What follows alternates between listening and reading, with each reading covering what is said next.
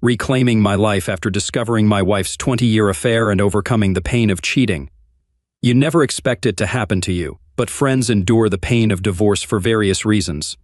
Trusting and loving your partner, you never think you'll join the ranks of failed marriages. Yet when you glance at divorce rates, especially nowadays, you question the institution of marriage itself.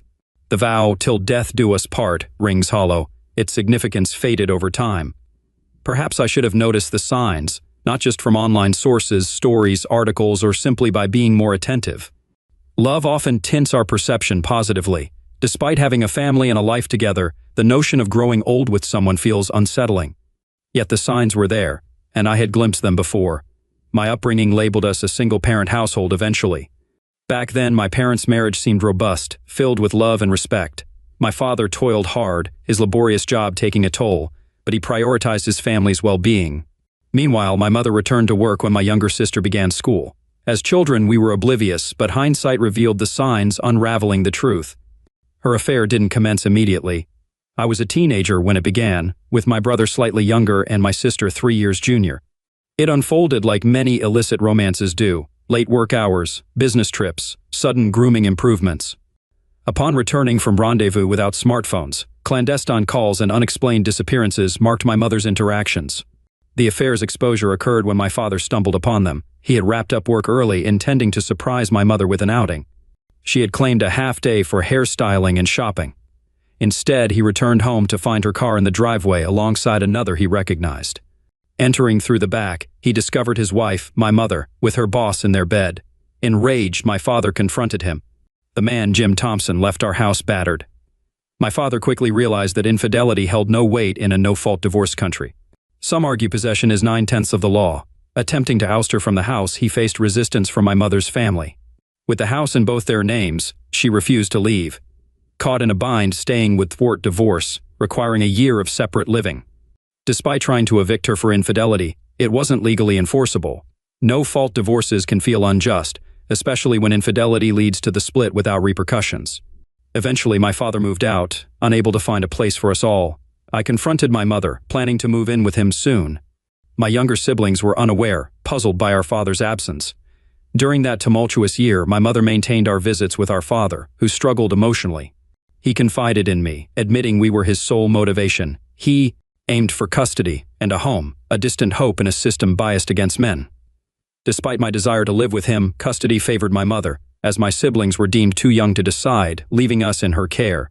A silver lining for my father was Australia's lack of alimony. Though spousal maintenance exists, it's not always granted. With our mother earning well, he only had to pay reasonable support. Unlike the US, Australian child support is fair for the non-residential parent. This spared my father from financial ruin. The following 4 years were tough. I resented my mother, making it clear to any suitor she brought home. By 16, I left her in tears. We barely spoke, and I avoided home as much as possible. Post-divorce, my father found love with Naomi, also divorced. I embraced their relationship, and she became a loving figure to us. Despite his reluctance to remarry, they lived together happily. When I turned 18, I left home, unable to tolerate my mother. My parting words were harsh, reflecting years of pent-up frustration. Despite our rift, she cried as I left. I reassured my siblings and promised to stay connected before bidding my mother farewell. My mother's experience made me cautious with women. Aware of my monogamous nature, I sought the same in a partner. After reading numerous articles on infidelity post-high school, I dated casually, aiming to find someone deserving of my trust and love. At 21, working as an engineer and pursuing advancement through night classes, I met Kylie, a recent university grad. I met her at a corporate event where I represented an engineering company while she worked part-time as a sales rep for another firm. We hit it off instantly, and by day's end I had her number, promising to call. "Got a hot date?" Mark, my roommate, teased.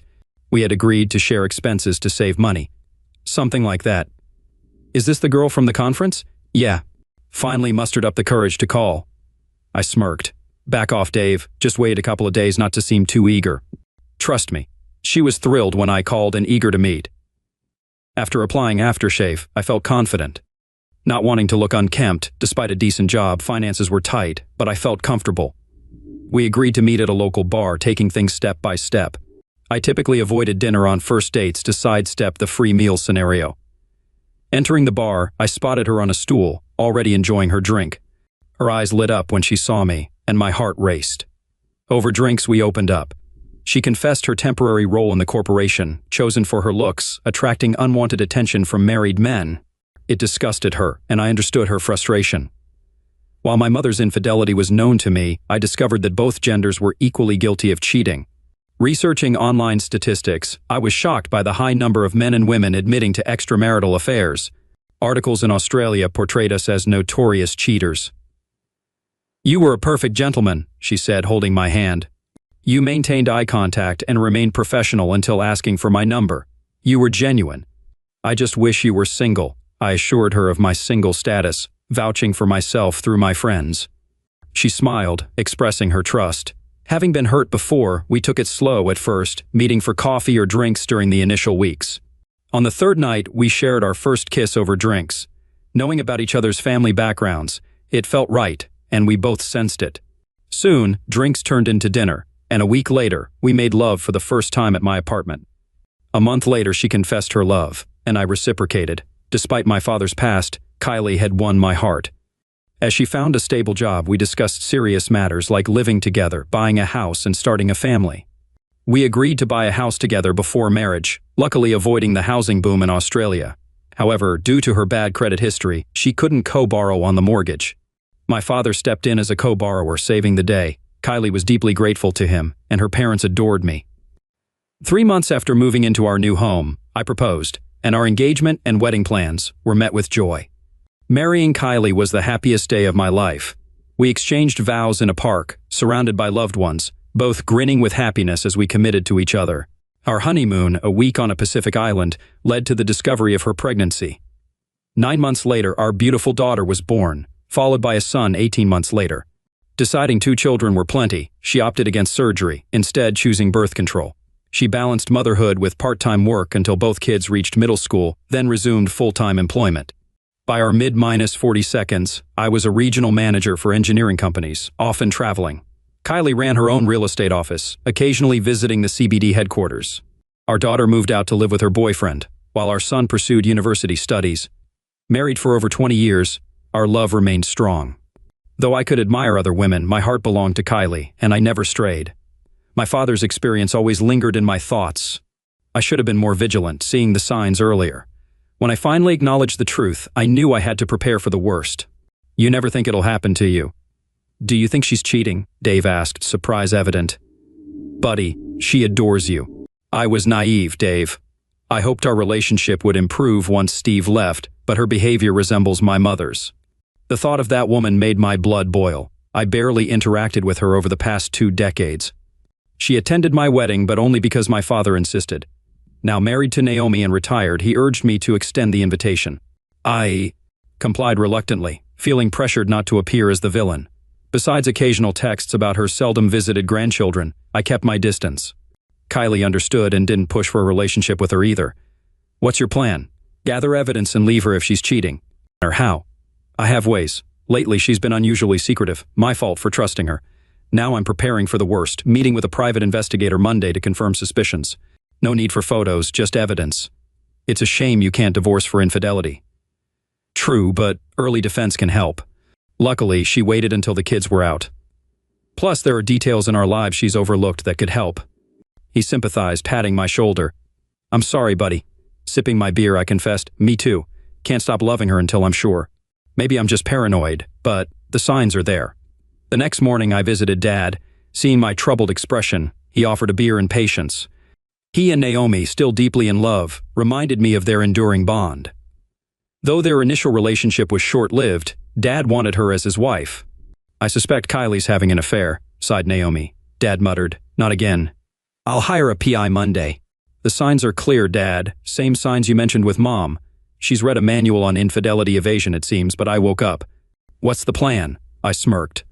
Naomi chuckled, sensing my grim expression. "Dad, I'll transfer my house to you.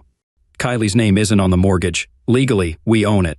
When I'm gone, she's a tenant. I'll gift you the house by removing my name from the deed as per state and federal law. Then we sign a lease. After the divorce, I'll outline how to legally evict her if needed." "Thought this through?" Naomi asked. Kylie knew our terms on fidelity. She breaks them, she's out, no alimony or support. Thankfully, I won't fund a cheater. I sipped my beer, vexed. Hope I'm wrong. Returning home, Kylie lounged on the couch, greeting me warmly. Where were you? She asked. Just talked with Dad about a job, I replied. Suspicions gnawed at me. Lacking concrete evidence of her wrongdoing, if she was unfaithful, it wasn't with someone she saw daily. I dreaded the possibility of sudden girls' nights out. Despite occasional late work nights, she assured me of her love, but doubts lingered. The idea of her betraying me sickened me, yet without proof, I had to trust her, albeit cautiously. Monday arrived and I went to work as usual. Despite our routine breakfast and affectionate exchanges, I harbored plans to meet a PI at lunch to monitor Kylie.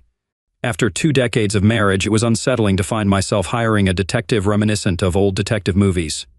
She noticed my surprise and with a smile detailed the process and costs. Will she notice the money movements? No, we have separate accounts but share one for our bills. Why suspect an affair? I recounted my mother's infidelity, my father's discovery, and our current situation. How's your bed life? She probed. Started well after our son left but slowed 6 months back. I'd have closeness nightly if possible. Observe changes in her behavior. Yes, subtle ones. Enough for suspicion. I grinned, not a full communist parade but enough red flags. She outlined services, including phone tapping and surveillance, admitting some might be legally murky. I clarified it wasn't a permanent affair unless I was blind. I had no clue if she was meeting someone during lunch, working late, or seeking occasional flings. I just wanted the truth. Given time to ponder, I'd initiate surveillance next week. Giving up closeness was tough. Unsure of her fidelity, the idea of sharing her made me uneasy. I could have feigned illness, but honesty prevailed. I wasn't interested. Rejecting her advances likely puzzled her. She queried if work stressed me, and I, preoccupied, confirmed. She reaffirmed her love as always. I called Wednesday, initiating surveillance. Doubts gnawed, wondering if it was all in my head.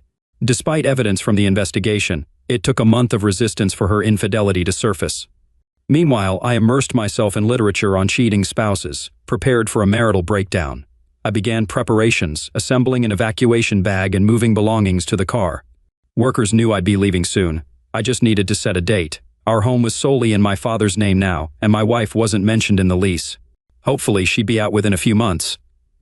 It was Friday evening and I arrived home as usual. Typically, Kylie would be in the living room enjoying TV and wine. We'd order takeout, chat about our week, cuddle, and head to bed.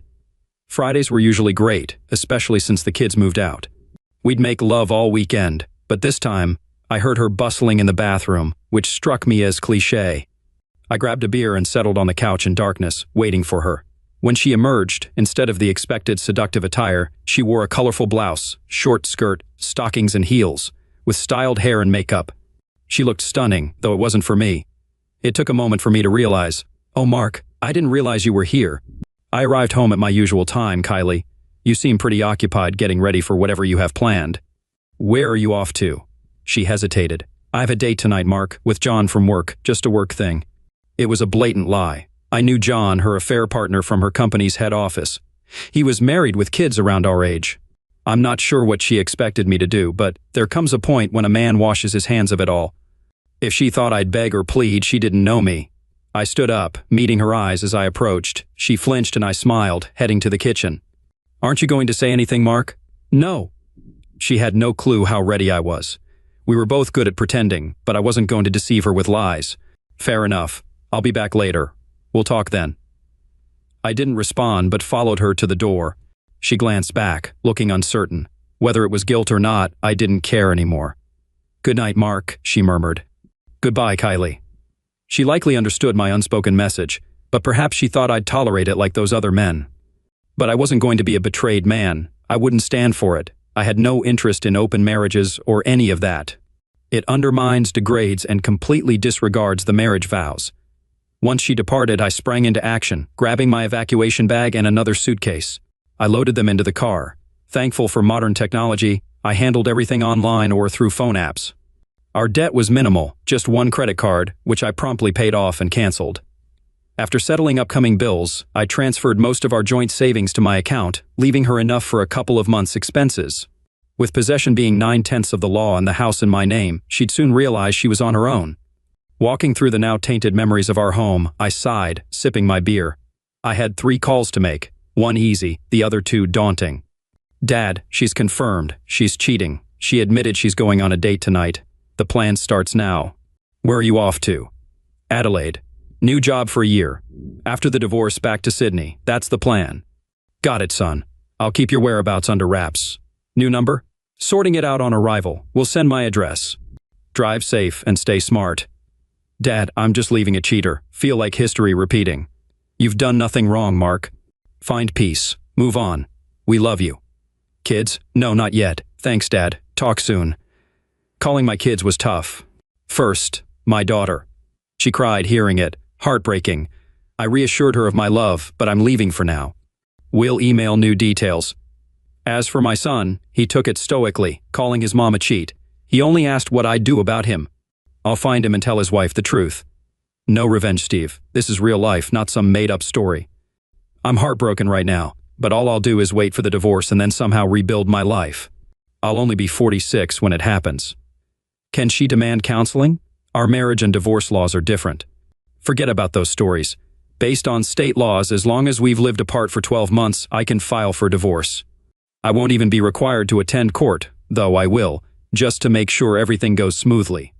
She can't demand counseling after 20 years of marriage? Steve, be careful. You know how tricky the courts can be. If she's persistent enough, then I'll just take my evidence to the counselor, put the pictures in front of them, and ask them if they'll stay married to the woman who's cheating on them. Okay, Dad. Take care of yourself and keep in touch when you get to where you're going. I'll keep you in the loop, as I believe Mom will be contacting me. She knows Lottie will protect you. Thank you, Steve. We'll talk soon. That was it. I left Kylie a brief note mentioning my departure and that my father would contact her. No explanation given, leaving it as a surprise. I notified our children, as my father had done. If her parents inquire, I'll share proof if necessary. I left my wedding ring on the coffee table with the note and copies of evidence, keeping the originals. Driving away from the house, I felt a weight lift. I booked a hotel outside the city to plan my move to Adelaide. Taking 2 weeks, I explored small towns along the way. In Adelaide, colleagues welcomed me and showed me around. I chose a modern apartment in North Adelaide, opting not to buy due to high prices. I planned to return to Sydney after a year. Once settled, I updated my family on my new location. Charlotte called right away, eager to visit. I missed her terribly, so I arranged for her to fly over for a month. My son was wrapping up his studies, planning to visit me for Christmas, a mere 3 months away. Meanwhile, my father updated me on Kylie's activities. Did you know she didn't come home until the next morning? Yes, I replied. I held off on interrupting the private investigators curious about her actions that night. They went to dinner, had a romantic evening, and spent the night in a city hotel. Satisfied, I thanked the investigators and settled their fees, as their services were no longer needed. Later, my father informed me of Kylie's reaction upon discovering the note, evidence, and my absence. She called hysterically, contacted our children and her family, but I ignored her calls and marked her emails as spam. A week later, I confronted her with the lease and house ownership documents. She realized the situation was legally binding and had 3 months to find a new home or face eviction by the police. Despite still residing there, my father sensed she intended to move out. Has she inquired about me? Certainly. She's asked about your family, kids, friends, even your workplace. She's consumed by guilt for discarding our 20-year bond. Has she offered any explanation? Not really. She's remorseful, sure, but it's the same story as your mother's, sorry for being caught, not for the infidelity. Cheaters often live in a delusion where they think they're blameless. They claim it was just physical, but I never strayed for mere physicality. Even in my 30 seconds and 40 seconds I had offers, but I stayed true to my vows because I loved my wife. I found love again with Naomi, Mark. Take time to heal, grieve your marriage, and when you're ready, welcome someone new into your life. There are countless good women out there. Thanks, Dad. Love you, son. Work became my refuge, keeping me occupied. I traveled across South Australia visiting stores and suppliers and spent weekends exploring the Barossa Valley. Divorce transformed me into a firm negotiator, unwilling to compromise unless it benefited my company. Fortunately, my bosses were pleased with my performance and even suggested I stay in Adelaide permanently. A month after settling into my apartment, my daughter visited. At the airport, she joyfully shouted, "Daddy!" and ran into my arms. We spent a week together, and despite my work commitments, I prioritized our time. During our conversations, she revealed that her mother had bombarded her with calls, attempting to justify her actions. Reluctantly, I showed her the evidence I had. As she read, tears streamed down her face, and she expressed her anger toward her mother. Despite assuring her of her mother's love, I feared it would take a long time, if ever, for her to forgive her. The day she departed was painful for both of us, knowing she wished to stay for my sake. We embraced for what felt like an eternity before she had to go. Throughout the months of my marriage crumbling, I remained stoic, harboring more anger than sorrow. However, as my daughter drove away, I couldn't hold back tears, realizing the depth of my loneliness. Yet her visit rejuvenated me, and I found solace in nightly conversations with her, frequent calls from my son, and promises of support from my siblings. My father kept me updated on developments, while old colleagues from Sydney reached out for casual chats and laughs, offering a semblance of comfort amidst the turmoil. About 6 weeks before Christmas, lightning struck once more. Strolling through the aisles of the nearby supermarket, I found myself in a state of boredom.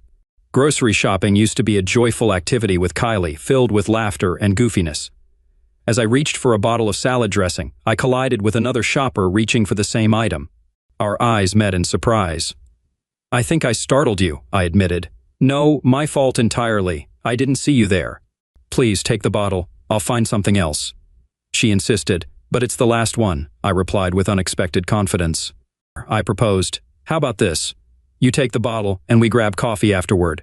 Struck by her touch and captivated by her beauty, I extended my hand. "I'm Mark." Her smile illuminated her face as she replied, "I'm Jennifer." Sensing her soft skin as we shook hands, I asked, "Do you often meet men in supermarkets?" "Mark," I chuckled. "No, you're the first." "And are you single?" "If not, I'll retract my invitation, but if you are, I hope you'll accept." She had shoulder-length brunette hair and wore thin-rimmed black glasses that accentuated her bright blue eyes and small nose. With full natural lips and a classically beautiful face, I couldn't guess her age. Despite my curiosity, I restrained myself from sizing her up, though I figured she was shorter than me by about 6 inches. Her smile suggested she liked what she saw. "I'd love to grab coffee. Can I have your number?" After exchanging numbers, she texted, "I'll finish shopping in about half an hour, then head home to put things away. But I can meet you in a couple of hours if you'd like." "Are you local?" I asked. "Yes, I live nearby," she replied. "Same here. I avoid long drives just for groceries. Let me know where you'll be, and I'll meet you there." Moving the cart ahead, she rested a hand on my forearm. "See you soon, Mark. It's been too long since I've had a date." At the coffee shop, I caught her tone and met her gaze, sensing the pain mirrored in her eyes, a reflection of my own struggles. "I'll text you once I'm home and let you know where to find me." Finishing my shopping, I hurried home, storing everything away before showering and changing. Before leaving, I texted Jennifer about meeting at a nearby coffee shop I enjoyed, and she responded, mentioning she frequented the same spot and wondered if we'd crossed paths before. I'll admit I felt a bit nervous waiting for her. Though I dated my wife throughout our marriage, this was my first real date in 20 years. When Jennifer arrived, she seemed overdressed but stunning in a sundress. After getting drinks, we talked and got to know each other. Jennifer confessed she was amazed by my confidence in asking her out at the supermarket. "When you touched my hand, Mark, I felt something," she admitted, blushing but shaking her head at the idea of it being just her imagination. I've read about such connections, but I always thought they were just stories. As she extended her hand, we shared a smile, and as I grasped it, she whispered, "I felt it again, definitely from my side." We didn't delve too deep into our stories, especially on a first date. I recognized her name and noticed her bare left hand, though remnants of a ring were evident. She worked as a kindergarten teacher but had no children of her own, residing solo in a small apartment with a handful of close friends.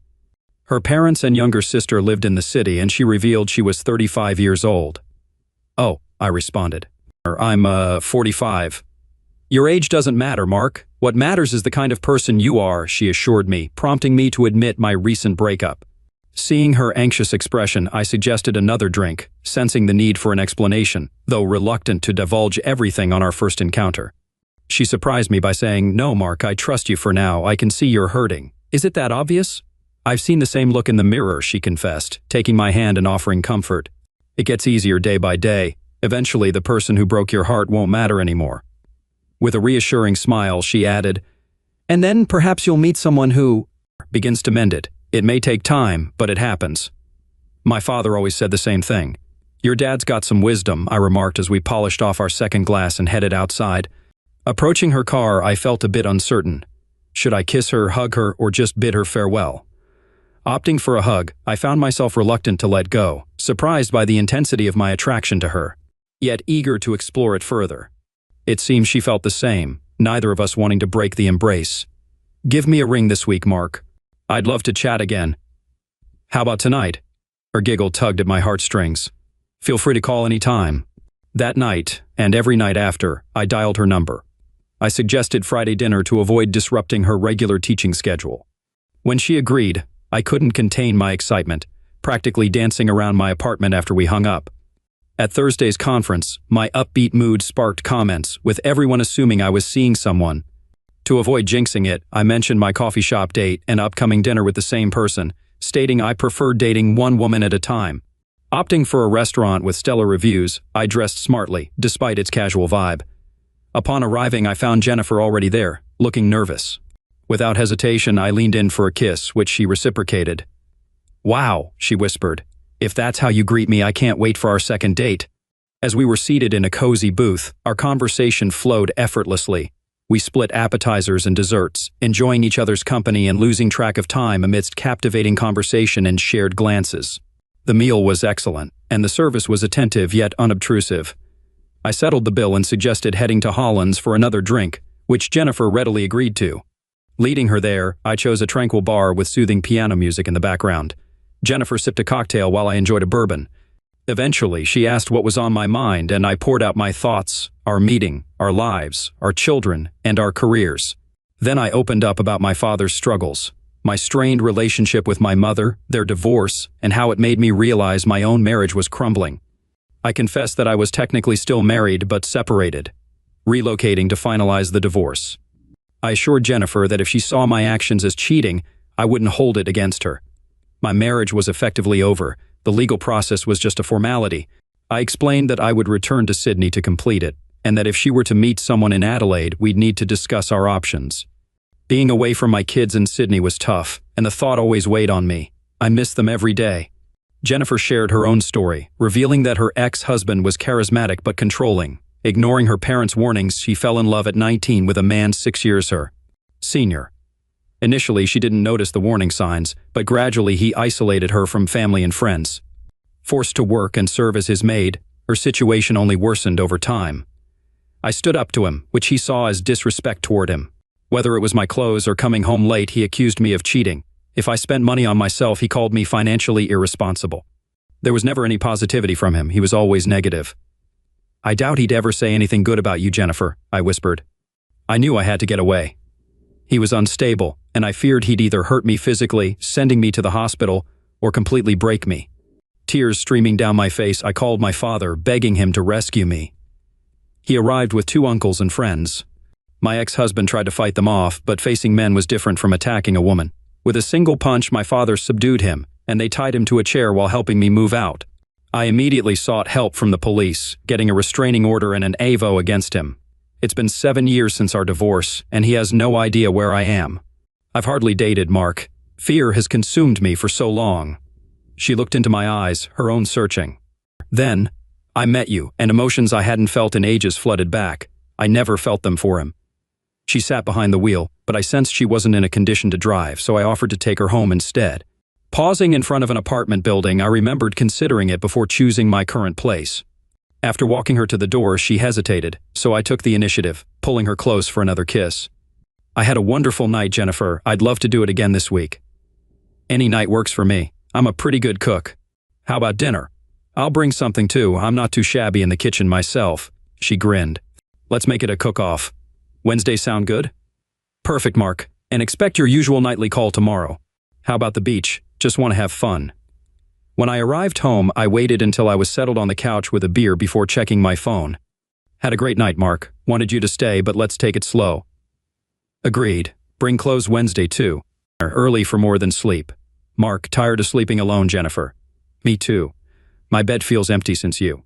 Picking you up at 9 a.m., breakfast and beach, your favorite color? Usually blue. On a woman, black or red. Perfect. See you, Mark. Sweet dreams. Beautiful. The last message was a heart-stopper. The next morning, Jennifer honked outside. She greeted me inside, joking about needing a broom for the men. After breakfast, we hit the beach, spending the day there, occasionally cooling off in the water. Or drink? Love to, but don't want to leave. Change and come back for drinks. Stay the night, she whispered. I dashed into the house, quickly packed a bag and hurried to her place. Out of breath, I knocked, and she laughed, pulling me inside. The next morning she made breakfast and we lounged around her apartment all day. The silence between us was comfortable. No rush, Jenny, I whispered. We have time. I realized I was already in love with her, hoping it wasn't just a rebound from my recent divorce. But I wanted to believe it was fate that brought us together at the supermarket that day. We didn't text much during the day due to her teaching schedule, but we spoke every night. My CO workers knew I was seeing someone, and I informed my family in Sydney about her. My dad updated me on Kylie's situation. She was close to moving out and still searching for me. Wednesday night arrived eagerly. Jennifer prepared a delightful dinner and her dessert struck a chord with me. They say the way to a man's heart is through his stomach, I chuckled, patting my belly. I love you, she whispered, turning to kiss me. I love you too, I replied with a smile. Isn't it too soon, she questioned. Not at all, Jenny. I knew from our first date that you're the one I want to spend my life with, and if being closer to your kids means moving, I'm in, I assured her. Are you sure? She asked. My heart says yes, I affirmed. Let's see how it goes. That night, she visited my apartment for the first time, finding it a bit bachelor-like but clean and tidy, understanding it was just a temporary residence. When marriage was mentioned, she blushed and turned away. Her wrist gently held. I confessed I was already contemplating it. Jenny, I can't recall feeling this much love since Kylie. Not because she hurt me, but maybe it's the freshness, maybe age and experience, but I love you, Jennifer Morris. One day, I want to be Jennifer Williams, she whispered in response. For the next few weeks, we were inseparable, spending every night together, mostly at her nicer apartment. I kept my kids updated, but they wanted to meet her before talking more. Before Christmas, I asked my son about his mother. I told her I wouldn't be there, he said. She probably knew you weren't in Sydney, he added. Elle's not talking to her much either. My sister would visit soon. Are you sure you want to leave, Dad? My son asked. We're all considering moving there to be closer to you, he added. Jennifer squeezed my hand, showing support. Think it through, Steve, my son advised. I know it's a big step, he added. Trust me, Dad, you're more important, he reassured. Jennifer looked at me surprised. I still need to go back for the divorce, I reminded. Just don't rush it, my son cautioned. I know, but leaving your mother was planned, I explained. To hell with her, my son declared. Jennifer accompanied me to the airport when my daughter arrived, bringing her husband, Tom. Charlotte rushed into my arms, reminiscent of our joyful reunions. After school, tears flowed as I introduced them, evoking an emotional moment. The next day, my son surprised me at my apartment door, and we shared a heartfelt hug. Jennifer remarked on our resemblance, though I had already confirmed paternity. Later, I drove us to Jennifer's parents' house. I unloaded a trunk full of gifts at Jennifer's parents' house. Her mother adored my daughter instantly, and I'm certain they welcomed my son like a grandchild.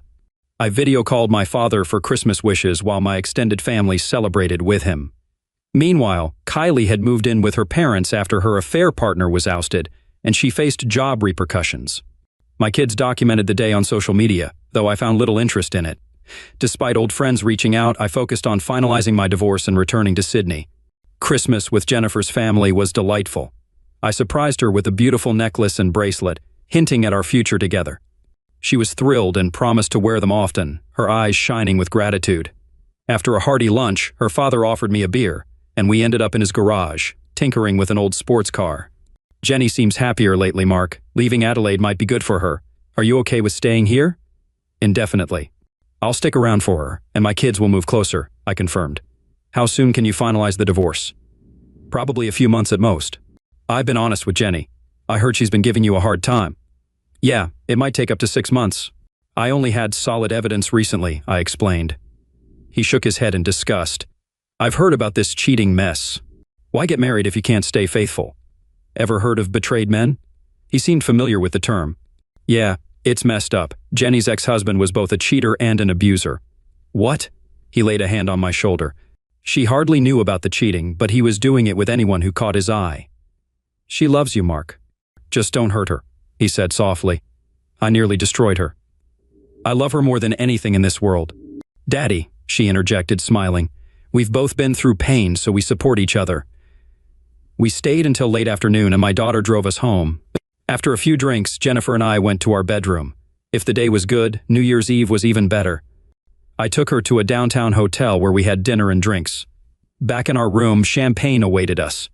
"Any New Year's wishes?" I asked. "I want us to live here together," she said. "Deal. And I want you to propose as soon as your divorce is final." "I'm already looking at rings," she said, holding me closer. "I want a baby," she whispered. "We'll start a family together," I assured her. My children left a few days later. Though reluctant to see them go, I explained I might stay in Adelaide. I told my father the same, and he promised to visit whenever possible. The following months were filled with happiness. I applied for a lease and moved in with Jennifer. Though it wasn't a fairy tale romance, it was real life, and I've never been happier. We faced the specter of my divorce and lingering trust issues, but we committed to open communication. Our bond strengthened. Being with her uplifted me. She inspired me to be a better man, and her love prompted me to buy an engagement ring before my return to Sydney. Jennifer was more nervous than I during the flight, aware of potential challenges ahead. My dad greeted us at the airport, along with my siblings and kids. We'd be staying with him during the divorce proceedings. I'd already filed the papers, but Kylie was contesting it. Surprisingly, I hadn't seen her in 12 months. "I've met all the legal requirements," I stated. "I've been in Adelaide for a year, and she hasn't been with me." "True, but she may still argue," my lawyer replied. "But no judge will entertain her claims nor mandate counseling." "Is Jennifer your partner?" "Yes, and once the divorce is final, we'll marry and start a family," Jennifer interjected. "I'll contact her lawyer," my lawyer concluded. 3 days later, my attorney said Kylie would sign, making it a joint petition if I talked to her.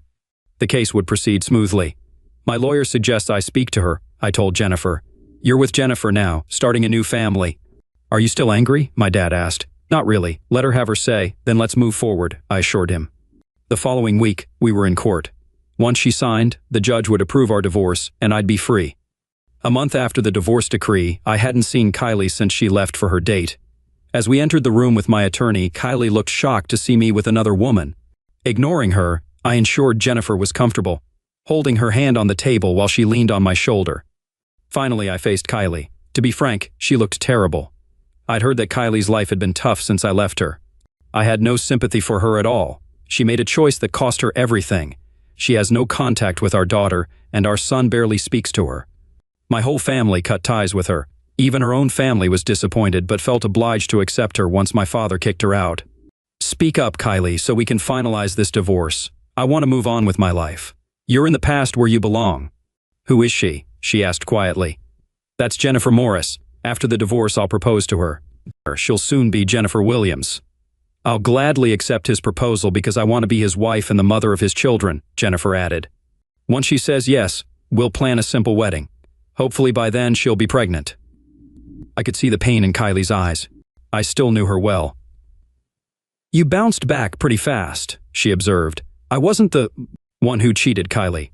I remember the evidence I found. You never gave me an explanation. I left that night, and you said nothing. You didn't fight for us.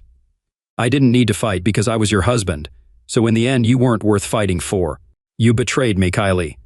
After 20 years together, you showed your true colors. We discussed monogamy and fidelity.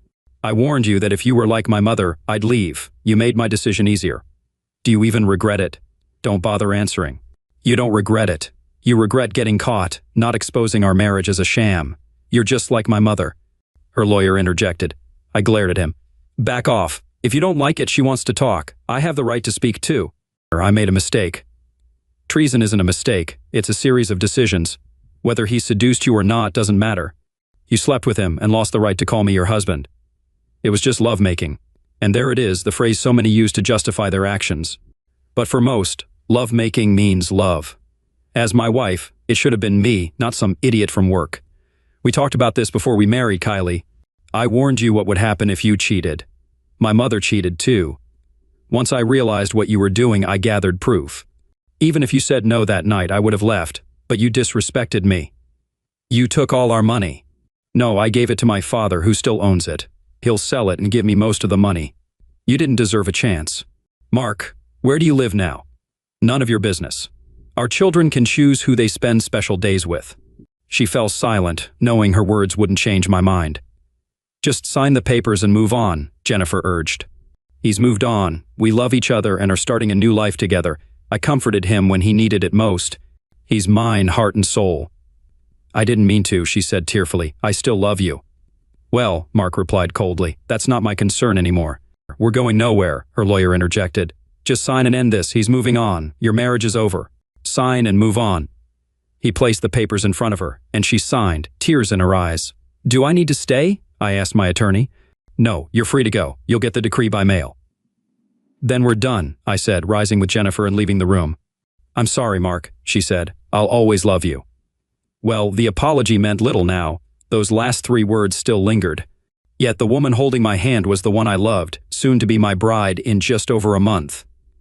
Outside, my father, Naomi, Steve, and Charlotte awaited us at the cafe. Motioning with my head, we headed to the nearest pub.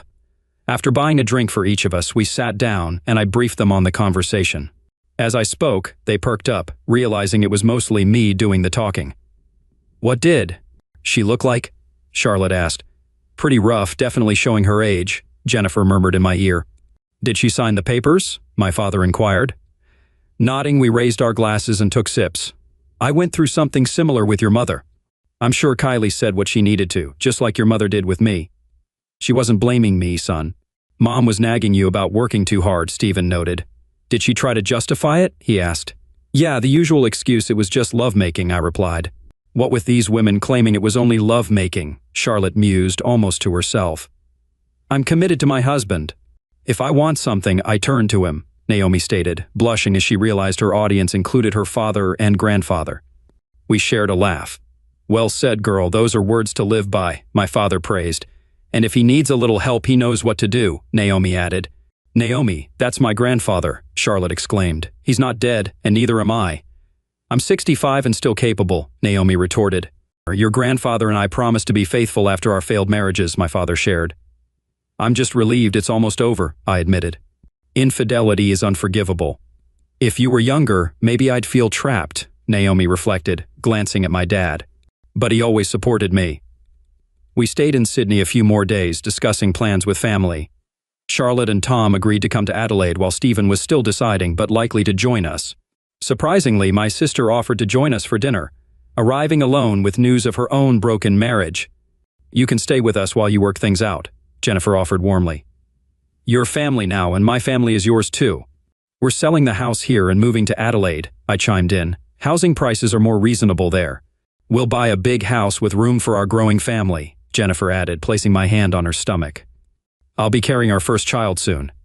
How many kids do you want, Mark? She asked. As many as you want, Jenny. I love being a dad. A month later, I received the divorce decree, marking the official end of my marriage to Kylie Daniels. I never heard from her again, but word had it she left Sydney within 6 months of our divorce. According to Stephen, who was her sole point of contact, she relocated to Queensland to make a fresh start. After that, I stopped inquiring, and Stephen ceased updating me as I no longer had any interest in her whereabouts.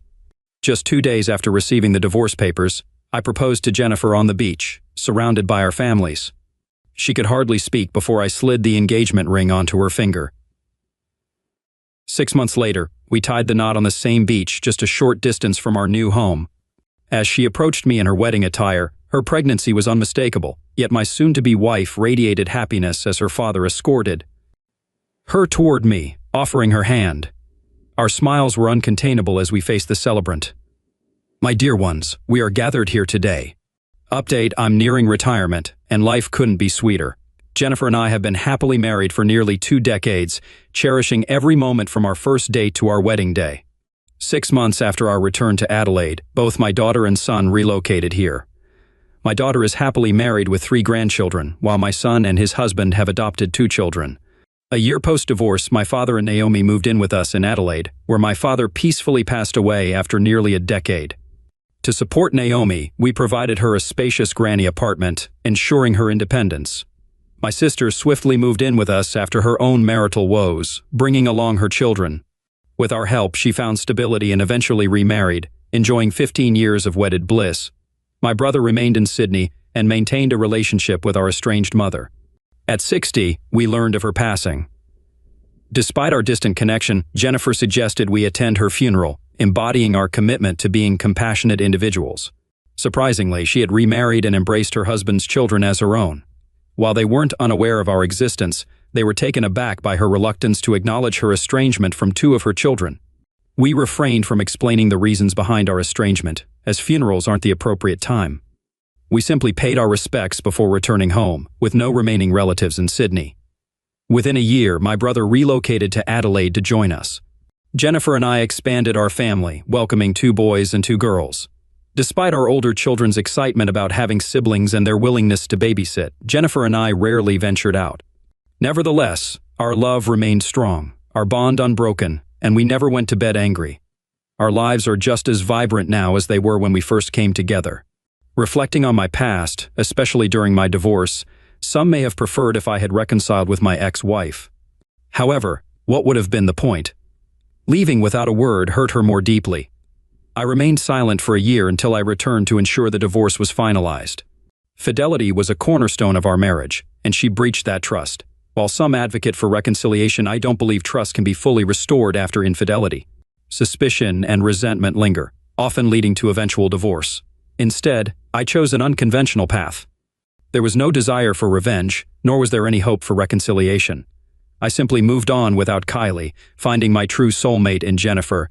I still believe our meeting in the supermarket was fateful. Though not religious, I'm reminded of old-world religions that speak of gods of fate. Are you ready, Mark? My wife, stunning in a red ball gown, interrupted my thoughts. You still have that old charm. Any news on the children? They're either on their way or getting ready to leave. And the younger ones? They'll manage fine without us for the evening unless they set the place on fire. So we have time to ourselves. Absolutely. I love you, husband. I love you, wife. Here's to many more years of happiness. I hope so. I'll let the kids know we won't be staying long.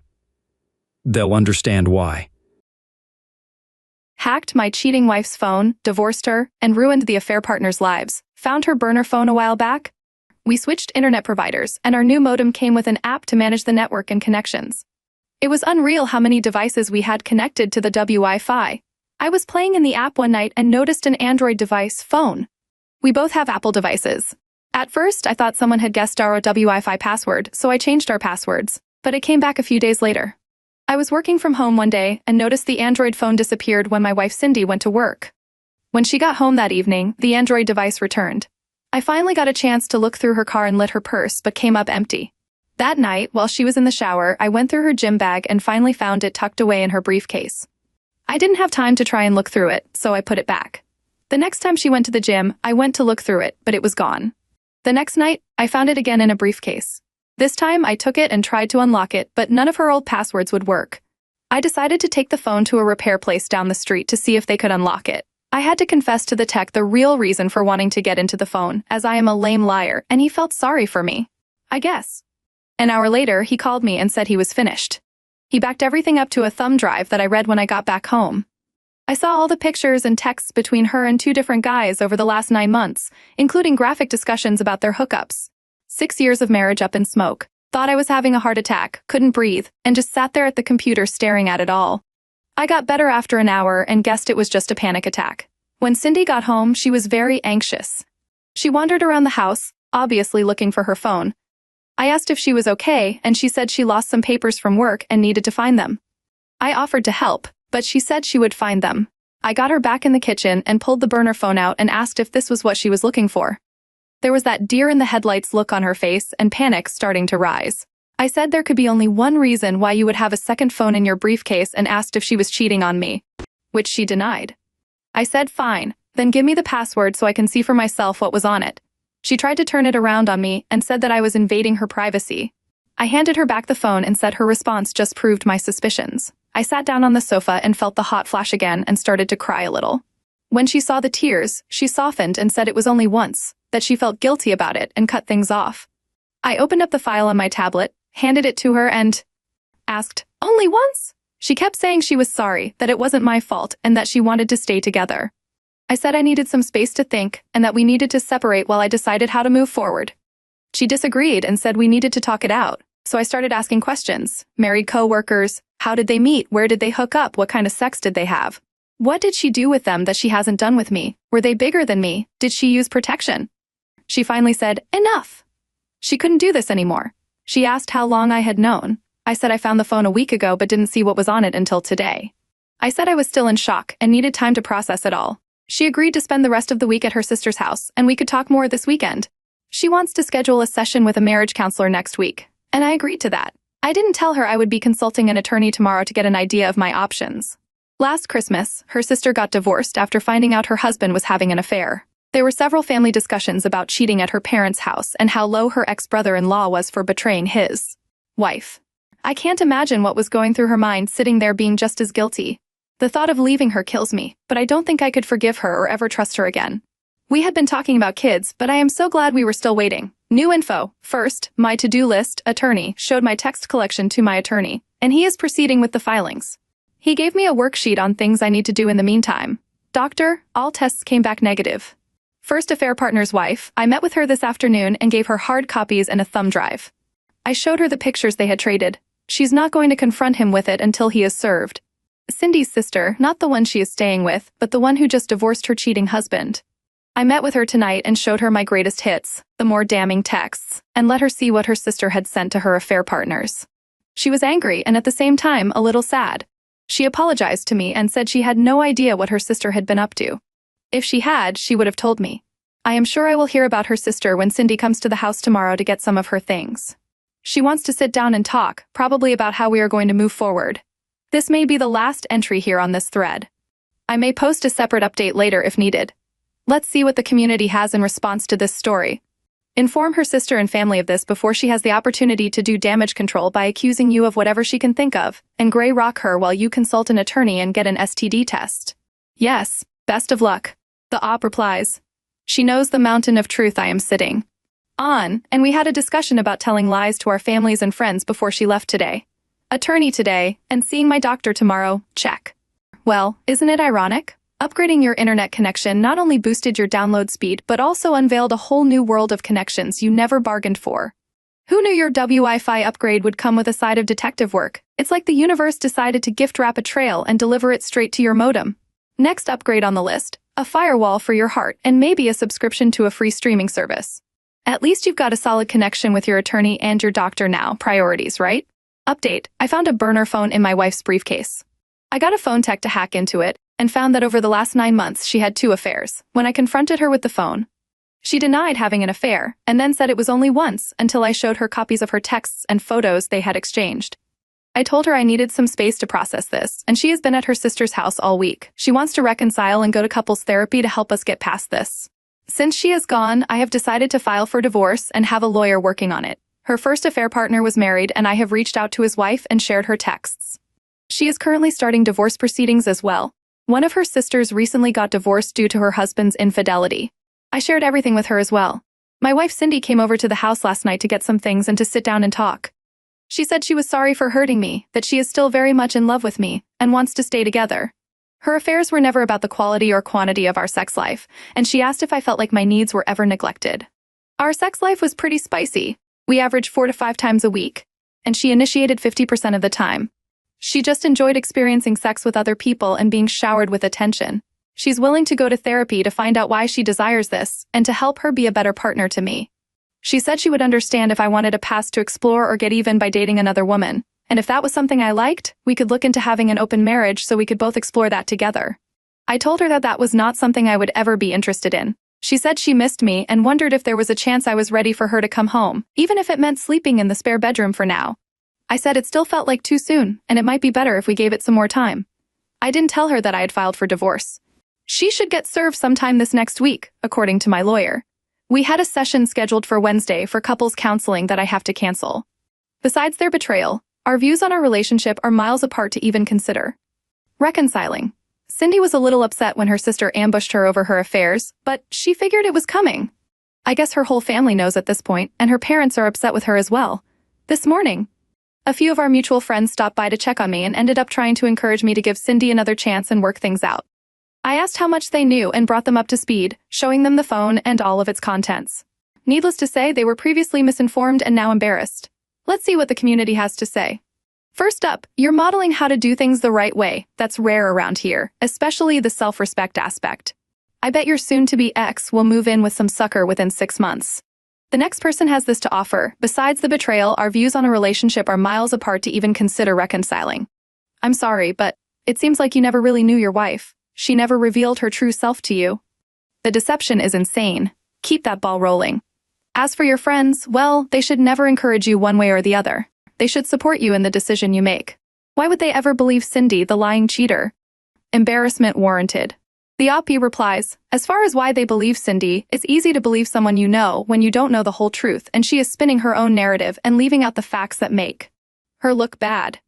Someone else from the community reacts, and this is why you need to divorce her. If she really wanted to work on things with you, she would have been open, honest, transparent, etc. But she's lying and minimizing things she did to you and to others. She wants to save her own behind, and when the betrayed partner stays with the cheater, it helps show everyone it wasn't so bad. This, her wanting to work on things with you, is about her and her alone, not you. It's about what it does for her, what she can get out of it. She wasn't and still isn't thinking about you, only herself. One last community thought before we move on.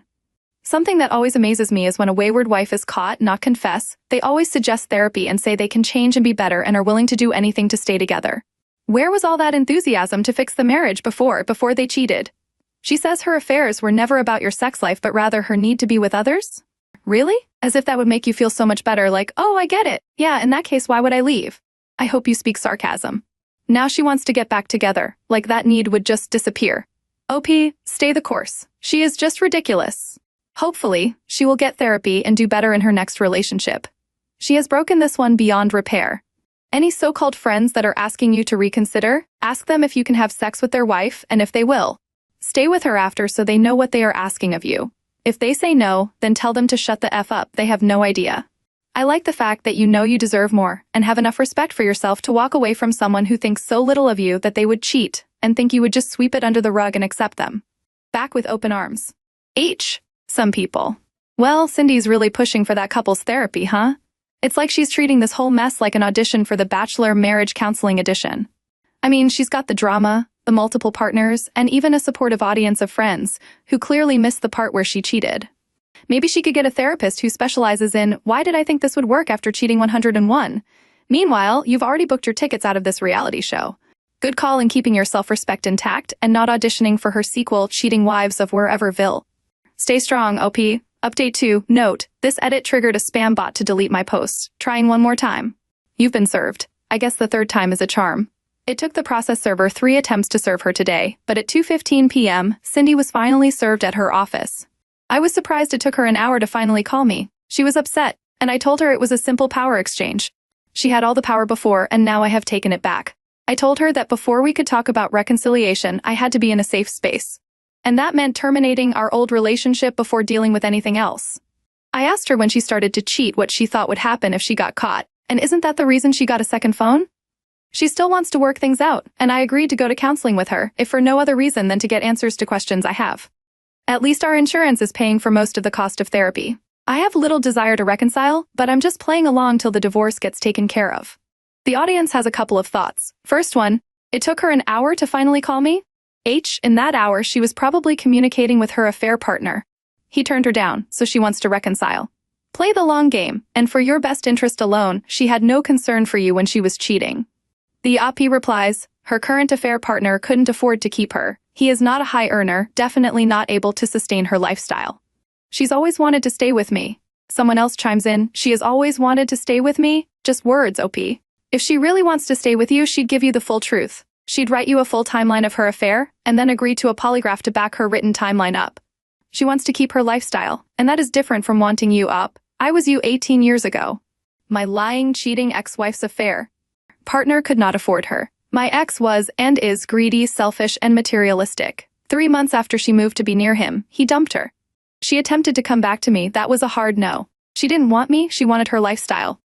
I wanted a partner who actually wanted me, so she and I were no longer going to be a couple.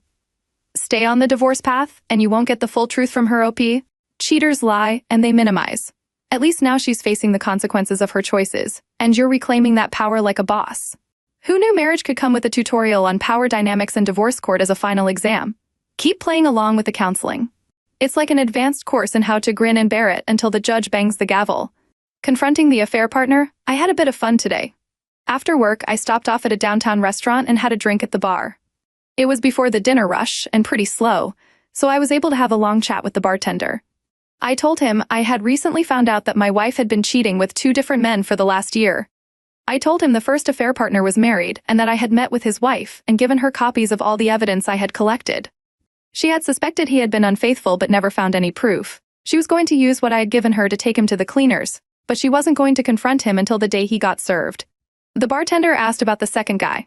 I said he was single and I hadn't decided what to do about him yet, but I said I was a big believer in karma, and I wasn't afraid to help karma out if the need arises. He laughed and said that was a good one. I finished my drink and gave him my credit card to tab out. He froze for a second when he saw my name. He gave me my receipt and I said, "Give my regards to Cindy, my wife," and said, "Be seeing you, Kevin." I've never read anything more satisfying in my life. There's nothing like dropping a truth bomb with your cocktail, right? At least you got to enjoy your drink and serve some spicy karma, all while leaving Kevin with a frozen grin. Who knew happy hour could double as an episode of Revenge on the Rocks? Bravo, OP, bravo. Update: I shared emails and pictures with the wife of affair partner number 1. She surprised him with divorce papers last week. I confronted affair partner number 2 at the restaurant where he works. I said he knew everything and said I would be seeing him, my favorite John Wick line. 2 days later, affair partner 2 got fired from his job. Just karma. I had nothing to do with it, swear. Told soon-to-be ex-wife's sister, who got cheated on recently, about her sister's shenanigans. Divorce papers were served to my soon-to-be ex-wife, credit cards canceled, and bank accounts separated at my request. She did not attend a birthday party for one of my friends this weekend. She was also uninvited to an annual barbecue with our friend group on Memorial Day. Yesterday, we had a couples counseling session. It started with me getting ripped for costing her affair partners their marriage and job, respectively. I said, "Well, I had nothing to do with Kevin losing his job, but I have no sympathy for either one of them due to what they did to contribute to wrecking our marriage." When I asked how she knew all of this, and if she had been in contact with them since we split up, she deflected and said they reached out to her. I asked to see her phone to confirm that, and she refused. So I said, "I guess we are done then," and stood up to leave. Our therapist tried to smooth things over and get us talking. I asked why she cheated on me and how she met her affair partners. She had a very well-rehearsed answer I didn't believe and won't dignify by repeating here, but she was being very contrite, complete with tears, about wanting to reconcile and save our marriage. Of course, she wants to move back in while we work on settling our differences and fixing our relationship. Our therapist did an excellent job of being fair and not trying to take sides. She asked me what I needed to be able to move forward. And I gave her a list of 5 things I needed: full account of the affair, where they met, and how often, all the details with nothing held back. A list of friends and relatives who knew of the affair when it was happening. Full access to her phone tonight before we leave. A full apology and confession of the affair on her social media accounts, including the names of her affair partners. Once the divorce is finalized, I would go to therapy with her again to see if we have a relationship left to salvage. After much back and forth, she agreed to everything except number 3 and number 5. I conceded number 3 but said she needed to retain a lawyer and respond to divorce papers as soon as possible. I told her she killed the marriage when she decided to cheat, and that had to be resolved before we could move forward. This afternoon, she posted her apology, confession to her social media accounts, complete with affair partners tagged. I haven't heard from her since our session, so I don't know about the other items. I also got word that her attorney had reached out to mine to arrange a meeting for next week. Final update: we met with the lawyers earlier this week, and I was pleased with the settlement for the most part. She agreed to give me the house in exchange for assuming $111,000 of credit card debt. I had originally told her that if we had to sell the house, I would be moving to another city and reconciliation would probably be off the table. I did have to commit to 3 more couples counseling sessions, under the pretense of working on having an open relationship. She wants to move back in soon, but I said I needed some more time with my own personal therapist before I'm comfortable with that. All that matters is that she signed the settlement agreement, and after a short waiting period, the divorce will be final. Thanks for everyone's support and advice, and this will be my final update.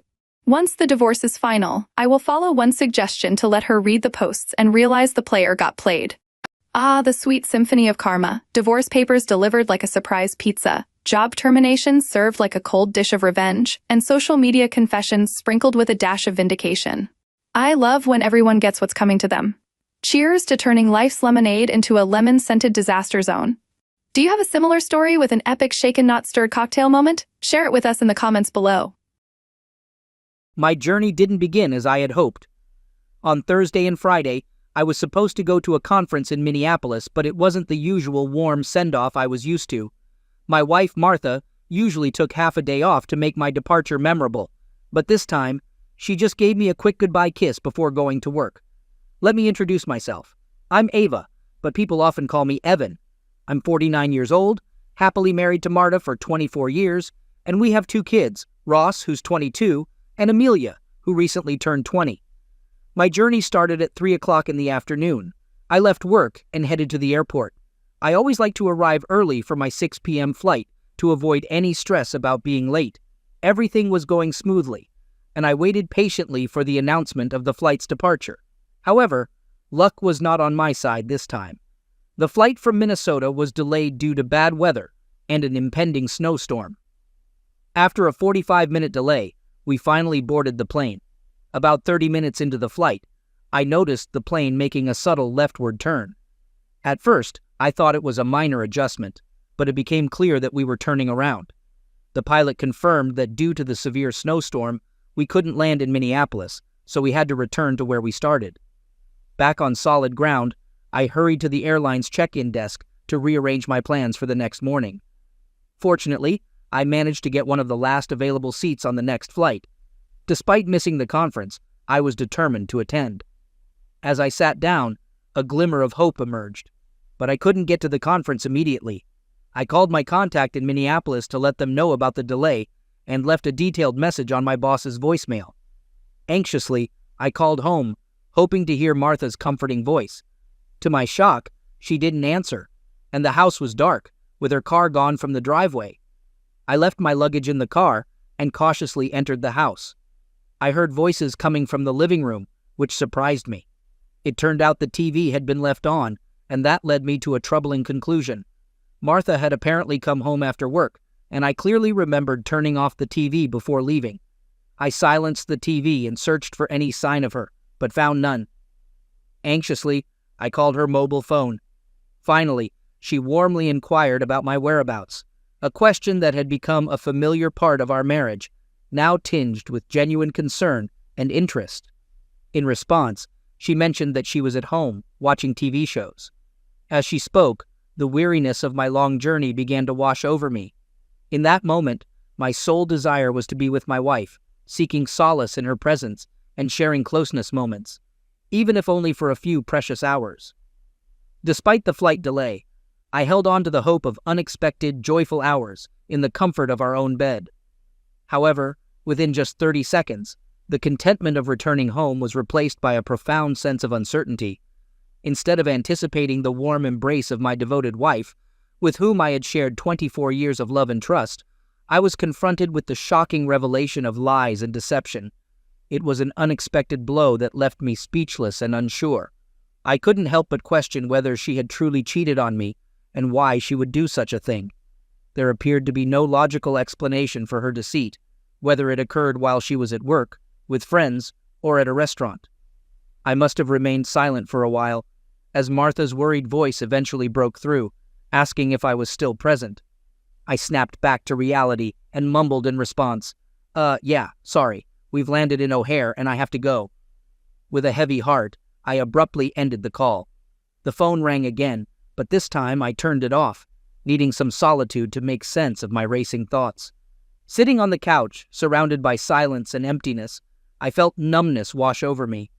The question haunted me. Why did Marta deceive me? Maybe there was a reasonable explanation for the lie. Perhaps she was planning a surprise. Thinking back, I recalled how I had organized a series of deceptions 4 years ago for our 20th wedding anniversary. I had secretly arranged a 2-week cruise and involved her boss and parents in the plan, creating a web of deception. The memories of that lie came rushing back. In the midst of my confusion, one persistent thought crept in, which I vehemently rejected. It was a thought I refused to accept. Not us. We wouldn't be in this situation. It was simply inconceivable. And that, I thought to myself, was it? Realizing that my daughter Amelia might know about all of Marta's surprises and plans, I quickly dialed her number from memory. My beloved daughter's voice greeted me on the phone and asked how I was. I inquired with genuine curiosity about her well-being, and she replied, saying she had just finished her homework and was watching TV. Feeling the importance of the situation, I cautiously asked if she had talked to her mom recently, and if Marta had mentioned anything to her. Amelia mentioned that they had their usual weekly phone call on Sunday, giving me a glimmer of hope. I then asked her if she happened to know anything about a surprise Marta was preparing. I made it clear that I didn't want to know the nature of the surprise, only if Marta was planning something. My voice held anticipation as I waited for her response. Amelia's reply shattered my hopes. She mentioned that she didn't know anything and inquired about what was going on, unaware of my worry. Coming up with a feeble explanation, I told her that Marta had been acting a bit strange lately, and I wondered if she was hiding a nice surprise, perhaps for my 50th birthday. Amelia quickly dismissed the idea, reminding me that we had celebrated my birthday last month. Having failed to get any information, I accepted the truth and wished my daughter a good night. She replied, sounding dejected. I realized that the surprise I'd hoped for wasn't going to happen. The question remained, why would Marta deceive me? Possible explanations started to form in my mind. Perhaps it's related to an upcoming promotion. That's likely the case, I concluded. Even though I couldn't understand why she would lie, I considered the possibility that she was still working hard to achieve that elusive promotion. Lately, she had to stay late at work several times due to her unwavering dedication. However, deep down, Martha knew that no promotion could outweigh the value of the time we lost together. She understood that I wanted her to reduce her work hours so we could spend more time together, a reasonable request that she understood. Ironically, I recalled an important decision I made a few months before our 20th anniversary, turning down a promotion. It had been nearly 5 years since I had enthusiastically accepted a job offer to become the vice president of finance at my company. But this role required frequent travel to the company's headquarters in Chicago for board meetings and visits to various factories across the country. Initially, I was excited about the job offer, but Martha quickly raised doubts, making me reconsider my decision. The cautionary tale of a colleague who went through a divorce just 2 years after accepting a similar position couldn't be ignored. While financial success was a reward for him, it came at the cost of loneliness and suffering. Given the circumstances, and the fact that our children still needed guidance and support through their remaining years of school, Marta understandably didn't want to take on this responsibility alone. Throughout the week, we had in-depth discussions about the potential consequences of accepting the promotion. Gradually, it became clear that I was on the verge of losing sight of what truly mattered in my life, my wife and children. Regaining clarity, I made a heartfelt decision to decline the promotion, recognizing that my commitment to my family took precedence over material success. The past few months had been challenging as Marta pushed hard for her promotion. It brought back the doubts I had about my own career growth. Since our children were now in college, our family consisted of just the two of us. While Martha thought her promotion was attainable with minimal impact on our lives, such as more business trips, I worried about the many hours of overtime I would need to put in. Seeing my wife for only an hour or two a day during the week left me dissatisfied. Brief moments together didn't bring contentment, and the lack of quality time together weighed on my heart. The decline in our closeness life couldn't go unnoticed. Martha became increasingly engrossed in her work, spending Saturdays and even Sundays at the office. When she returned home, fatigue consumed her, leaving no energy for anything else. It had been a while, if not impossible, to remember the last time we were closeness. 3 weeks ago last month. Specific details blurred into a depressing haze. Acknowledging that age contributed to our diminishing physical connection, it was hard to ignore the sad lack of bed life we used to share. It's possible that her deception during our phone call was an attempt to avoid discussing my concerns and hide behind her work commitments. However, it's only fair to admit that I, too, was on a business trip and had to work overtime occasionally. At the same time, there was a simple way to uncover the truth. I decided to call Martha's direct line at the T-Bold advertising agency to confirm things. To my surprise, her colleague Jake Turnbull answered the phone. Alarmed, I quickly composed myself, expecting to hear Martha's voice. I greeted him using my nickname, and his response caught me off guard as he mentioned that I should be enjoying a vacation with Martha. I was shocked and confused by his comment, and it was clear that something was amiss. That evening, I found myself in a web of surprises and inquired about the supposed vacation. Afterward, I quickly regained my composure, apologized to Jake for the interruption, and fabricated an excuse, claiming that I had dialed his number by mistake. He reassured me without any concern, mentioning that Martha owed him lunch for covering her shift and the late working hours. He expressed his frustration, saying that it was 9 in the evening and he was still at work. With that, he concluded the conversation and hung up. Gradually, the truth became clear to me. Martha wasn't working and was in fact absent from her workplace. According to Jake, she had taken a vacation until the end of the week. Panic slowly crept into my mind, tightening its grip as fear took hold. Where was Martha? What could she be doing? An unwelcome but silent thought invaded my mind. No, it couldn't be true. I've always strived to see the best in people, maintaining a positive outlook and valuing the inherent kindness in everyone.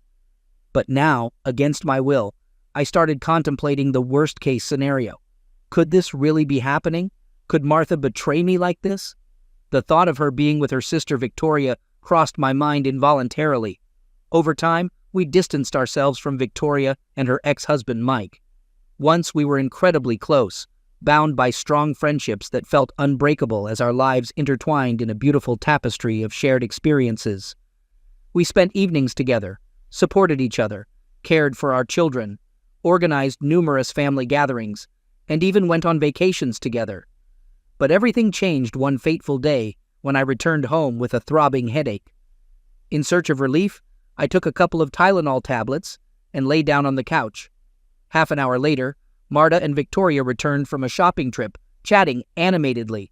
Unnoticed by them, I remained on the couch. Suddenly, Victoria began to speak, asking if Martha had noticed the new product manager at the grocery store. My heart raced as I anxiously awaited Martha's response. She calmly replied that she found him cute, admitting that he had smiled at me. Then, with unease, she added that it would be better if he were smiling after yesterday's encounter in the backseat of her car, declared defiantly by Victoria. To my surprise, my wife responded disapprovingly, cautioning Victoria that she might get caught, risking the loss of a good husband and more.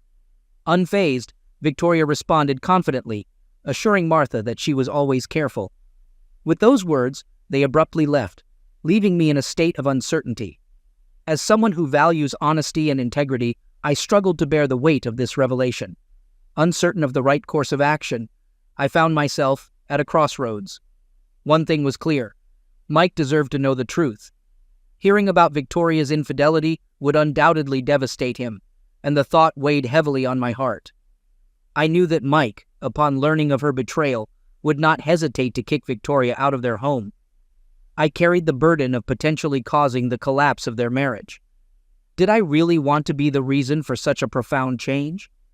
Before I could reach a final decision, my wife returned home with our children. Comforted by the fact that she disapproved of her sister's actions, I decided to postpone my decision until we could discuss it further. That evening, as we prepared for bed, I broached the subject, seeking her guidance. I cautiously began, explaining the situation and sharing the news of discovering infidelity in our circle. Her expression initially revealed uncertainty, as I asked in all seriousness what I should do and whether confronting the cheater with anger was an appropriate response. Martha took a moment, carefully considering the circumstances surrounding the situation. She began slowly, suggesting that it might depend on the specific situation, and that there were various factors to consider. Seeking further clarity, I presented hypothetical scenarios for discussion, inquiring about our friend Mike and whether we should turn a blind eye if he had cheated before and picked up a woman at a bar. I wanted to know her viewpoint. The weight of the situation hung in the air as I contemplated potential courses of action. Suddenly, Martha sat up in bed, gripping the phone tightly and expressing her anger. It was clear she felt compelled to take immediate action and inform Victoria about the betrayal. Instinctively, I gently took her phone and told Martha that I would handle the situation, as it was my responsibility. Martha had doubts about the correctness of our decision and asked what was going on. I responded confidently, assuring her that I was sure and hoped that Victoria would kick the cheater out of the house. Martha looked at me with determination in her eyes, affirming that we wouldn't let him stay with us. She declared firmly that he could find his own place and that she wouldn't shelter a cheater in our home. Luckily, things played in my favor, and Mike answered the phone. I began with a heavy sigh, addressing him as his favorite son-in-law. Mike responded with a touch of humor, acknowledging that I was his only son-in-law, making me automatically his favorite. He asked what was so important, that I was calling so late. After taking a deep breath, I cautiously continued, warning him that I had overheard a conversation and had devastating news to share. I told him that his spouse hadn't been faithful and had cheated on him just yesterday. There was a long pause on the phone as Mike absorbed this shocking revelation. When he finally spoke, his voice was barely audible, filled with disbelief. He expressed his doubt, asking if I was absolutely certain it was about his Victoria. I confirmed that I had heard it directly from her own mouth, describing it as more of a boast, without a hint of remorse. Expressing my condolences, I offered my support and told him that we were there for him and the kids. Mike reassured me and hung up the phone. Martha looked at me with sadness in her eyes, tears welling up. She whispered that she was proud of me and asked for a hug, feeling lost and scared. Embracing her, I offered comfort in the face of uncertainty. After a moment of calming down, I inquired about whether they should consider seeing a therapist, curious about their potential next steps. Martha, feeling weary, mumbled sleepily, expressing doubt about whether therapy would change anything and mentioning that once someone has strayed, they tend to do it again. I quietly agreed with her assessment. The ringing of the phone roused me from sleep, and I answered groggily, trying not to disturb Martha. Victoria's furious voice lashed out at me, demanding answers about what I had told Mike. I responded calmly to Victoria, stating that I had told Mike the truth and emphasized the importance of honesty, as Martha watched with concern and resolve. Victoria's voice was filled with anger as she expressed disbelief that her sister would betray her. I firmly replied that sometimes the truth comes out unexpectedly, and we both agreed that cheaters should face the consequences. Victoria's tears began to flow uncontrollably, and she confessed that Mike had kicked her out of the house. I reiterated that it was a deserved consequence. Victoria pleaded desperately, asking what she should do and if she could come to us. Regretfully, I replied that we couldn't provide refuge to a cheater, and she would have to navigate the situation on her own. Victoria seemed shocked by my response, and I turned to Martha for guidance, asking her what to say to a cheater who wanted to come to us. Martha leaned towards the phone and firmly declared that she didn't want a cheater in her house and told him to get lost. I then conveyed a message on behalf of both of us, stating that Victoria was no longer a part of our lives and that she should stay away from us. We didn't want her to come or call. Martha snuggled closer to me, and we sought comfort in each other's arms.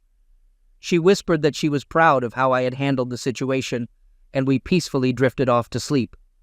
However, the morning brought an expected storm, as Martha's father called and yelled at his daughter. Martha was anxious and tearful after the phone call. I explained to Martha that it was our mutual decision, and we had discussed the possibility of seeking advice and ending our connection with the deceiver. I clarified that I had only mentioned a hypothetical scenario about Mike and hadn't asserted that he actually cheated on Victoria.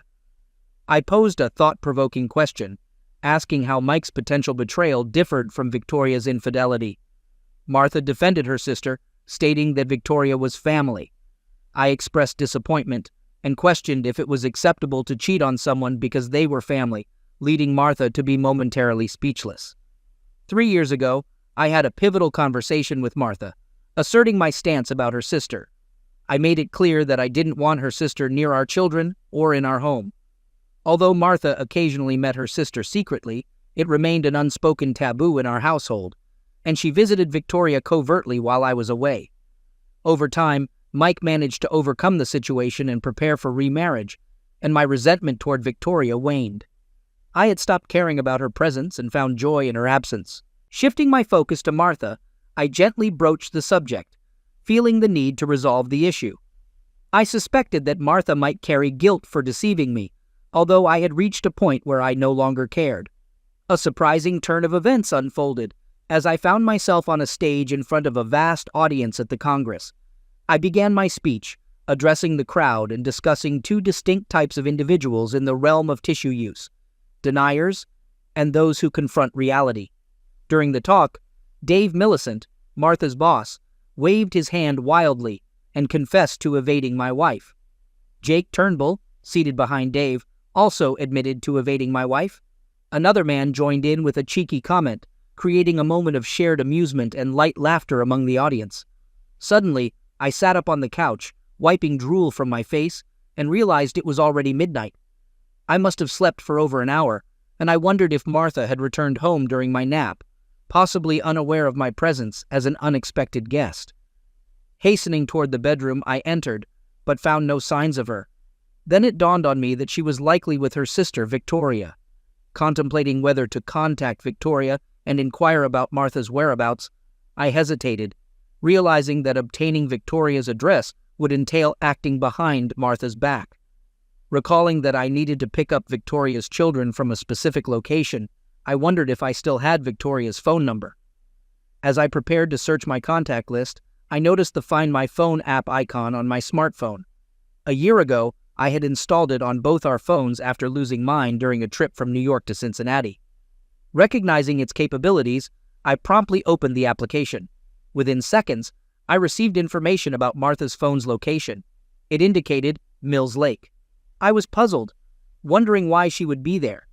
Contrarily, Victoria was facing financial difficulties, making it unlikely for her to afford a cottage on Mills Lake. The situation was becoming increasingly mysterious. Mills Lake was renowned as an upscale residential area, with cottage costs far exceeding those of our modest home. Using Google Earth, I carefully pinpointed Martha's precise location. To my surprise, she was inside an exclusive estate surrounded by an imposing stone wall. This revelation left me baffled. What could Martha be doing in such a luxurious millionaire's estate? The distance between Mills Lake and our town was an hour's drive, but my determination to uncover the truth propelled me forward. At the same time, I realized that a direct conversation with her would likely result in dishonesty or evasion. Gathering indisputable evidence was essential before initiating a conversation, despite my hesitations. Flooded with intense emotions, I quickly headed to Mills Lake, reproaching myself for refusing to consider the possibility of Martha's wrongdoing. Regret gnawed at me as I realized I should have checked her phone's GPS locator right from the start instead of seeking excuses for her actions.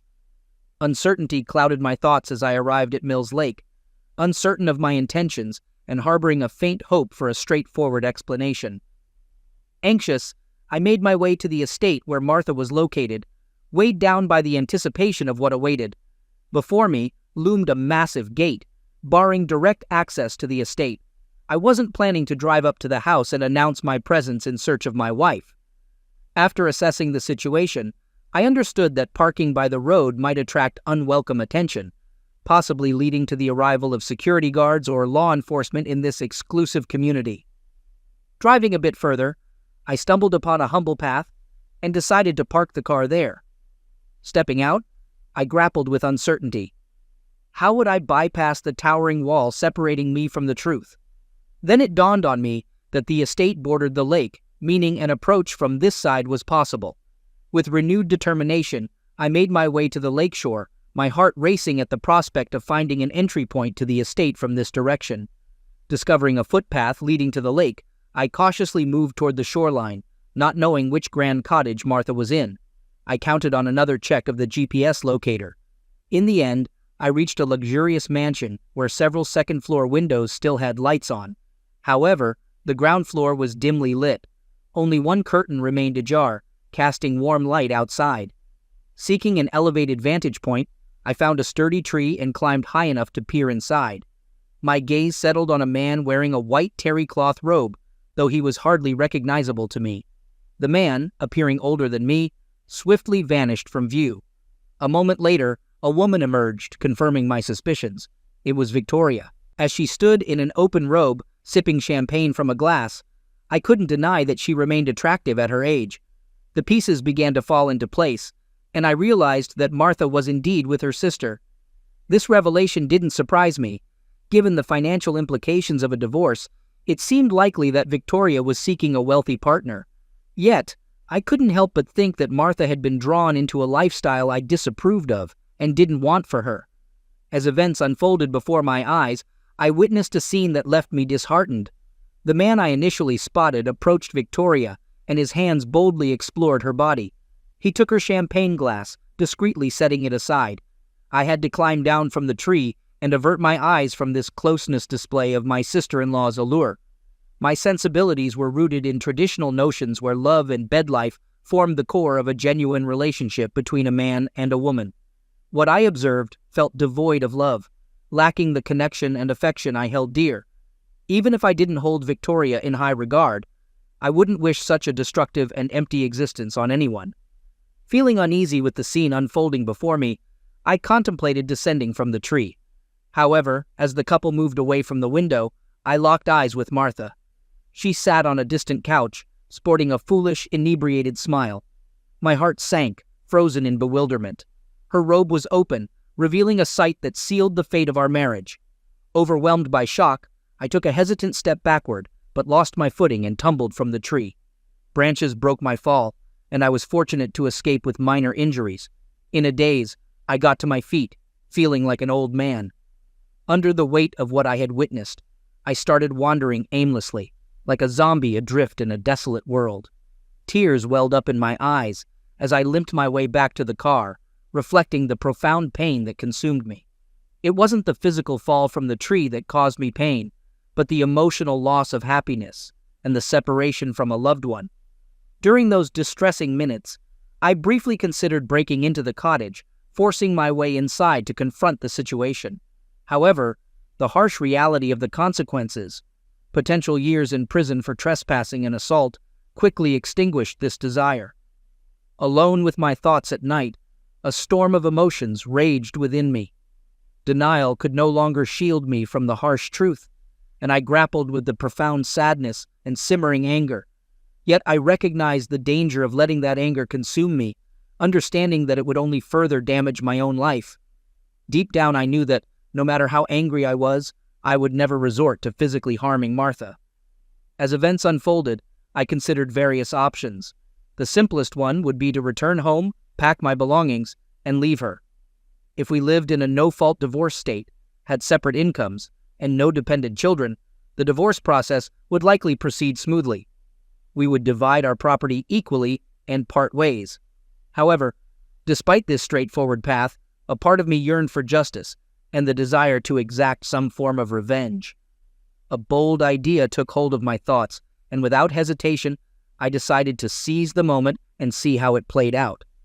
Clutching my phone tightly, I dialed Martha's number, anticipating that she might not answer, and I'd be directed to her voicemail. I hoped she'd check her voicemail right away, just in case.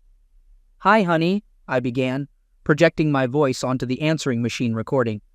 "Since you didn't pick up the home phone, I'm calling you on your mobile. I wanted to alert you not to be alarmed when you hear my keys in the door." In a few minutes, amid the chaos of a flight delayed by a blizzard and uncertain arrival times, I left a message for Martha. It had been a chaotic evening, and I outlined the challenges we faced. Our flight had been diverted to Chicago, but we were finally on our way back home. They couldn't pinpoint our exact landing time, but I estimated I'd be home in about 30 minutes. Then, I said goodbye and hung up. Knowing Martha would receive a notification of a new voicemail, curiosity and anxiety would undoubtedly eat at her late into the night. Leaving a message at that time was unusual, adding to the intrigue. I pictured her reaching for the phone, eagerly checking her voicemail, hoping for clarity amid the chaos. I silently prayed that Martha would be intoxicated enough not to notice that I couldn't use my mobile phone during the flight. Panic must have been growing inside her. She realized she might be ensnared in her own deceitful web. In a fit of rage, she was likely contemplating how to get ahead of me and rush home, hastily dressing and fielding questions from her sister and lover. My phone rang, interrupting my thoughts, and I quickly answered, realizing that she might be trying to gauge my time of arrival. I began the conversation with a weary tone, apologizing for potentially waking her up. She replied, assuring me that it was okay, and informed me that she was on her way home, expecting to arrive in about an hour, give or take a few minutes. Martha acknowledged my response with a simple, "Okay," and ended the call promptly. I soon saw her car exiting the estate's gates and speeding down the highway. My heart skipped a beat as I witnessed her reckless driving, nearly swerving into a ditch, and it became evident that she was much more intoxicated than I initially thought. Although I felt anger and frustration, I realized that her actions posed a threat, not only to herself, but also to innocent people on the road. Despite my lingering resentment, I couldn't bear the thought of her life being in jeopardy, as the mother of my children. Determined to ensure her safety, I decided to follow her, ready to intervene if necessary. Thinking quickly, I dialed special services and informed the operator that I wanted to report a drunk driver. I described the car's erratic behavior, how it had almost collided with mine, and its reckless swerving. I also provided details about the car, mentioning that it had pulled onto the south side of the highway at Mills Lake and was a dark blue Ford Taurus. I had memorized the last 4 digits of the license plate and emphasized the urgency of stopping the car before its driver caused harm. The operator thanked me for my report and assured me that a patrol car was on its way to apprehend the intoxicated driver. Keeping a safe distance, I continued to tail Martha, navigating the traffic carefully. 2 exits later, I noticed a patrol car approaching her location. From a distance, I could see a patrol car parked on the bridge, facing the highway. As Martha's car came into view, the patrol car quickly accelerated, flashing its lights to signal her to pull over. I drove past them, feeling a mixture of relief and deep sadness. 45 minutes later, I arrived back home, the weight of the evening's events heavy on my shoulders. It seemed almost ironic, but undeniably tragic. In a single night, the life of someone I deeply loved could have been reduced to a series of unfortunate consequences. A somber realization settled within me, making me consider that Martha's actions could have resulted in a fatal car accident and the subsequent grief and suffering for my children. I paused to reflect, allowing my fears to surface, acknowledging the fragility and preciousness of life. My love for Martha was no longer a central factor in the decision I had made. It wasn't that I had stopped loving her, but I could no longer envision a shared future together. I took drastic measures by turning off the home phone and silencing my mobile phone. I needed some privacy to gather my thoughts. As I reflected on the hours spent searching for an explanation for Martha's deception, I realized that the most straightforward explanation had been right in front of me all along. Disappointed in myself, I opened a bottle of wine and contemplated the path forward. For many years, I believed that my love for Martha would mature like a fine wine and eventually reach its zenith. Now, confronted with the reality of our strained relationship, I faced the challenging question of what to do next. As I continued to sip wine and the night unfolded, I searched for clarity and direction amidst the whirlwind of emotions that engulfed me. The love that had once bound us now felt like it had turned into bitter vinegar, leaving me in agonizing pain. The depth of her betrayal struck me to my core, but the pain was not solely from the betrayal itself. It was the realization that our love had withered away. This love had defined me for the past 26 years, 24 of which were spent as husband and wife.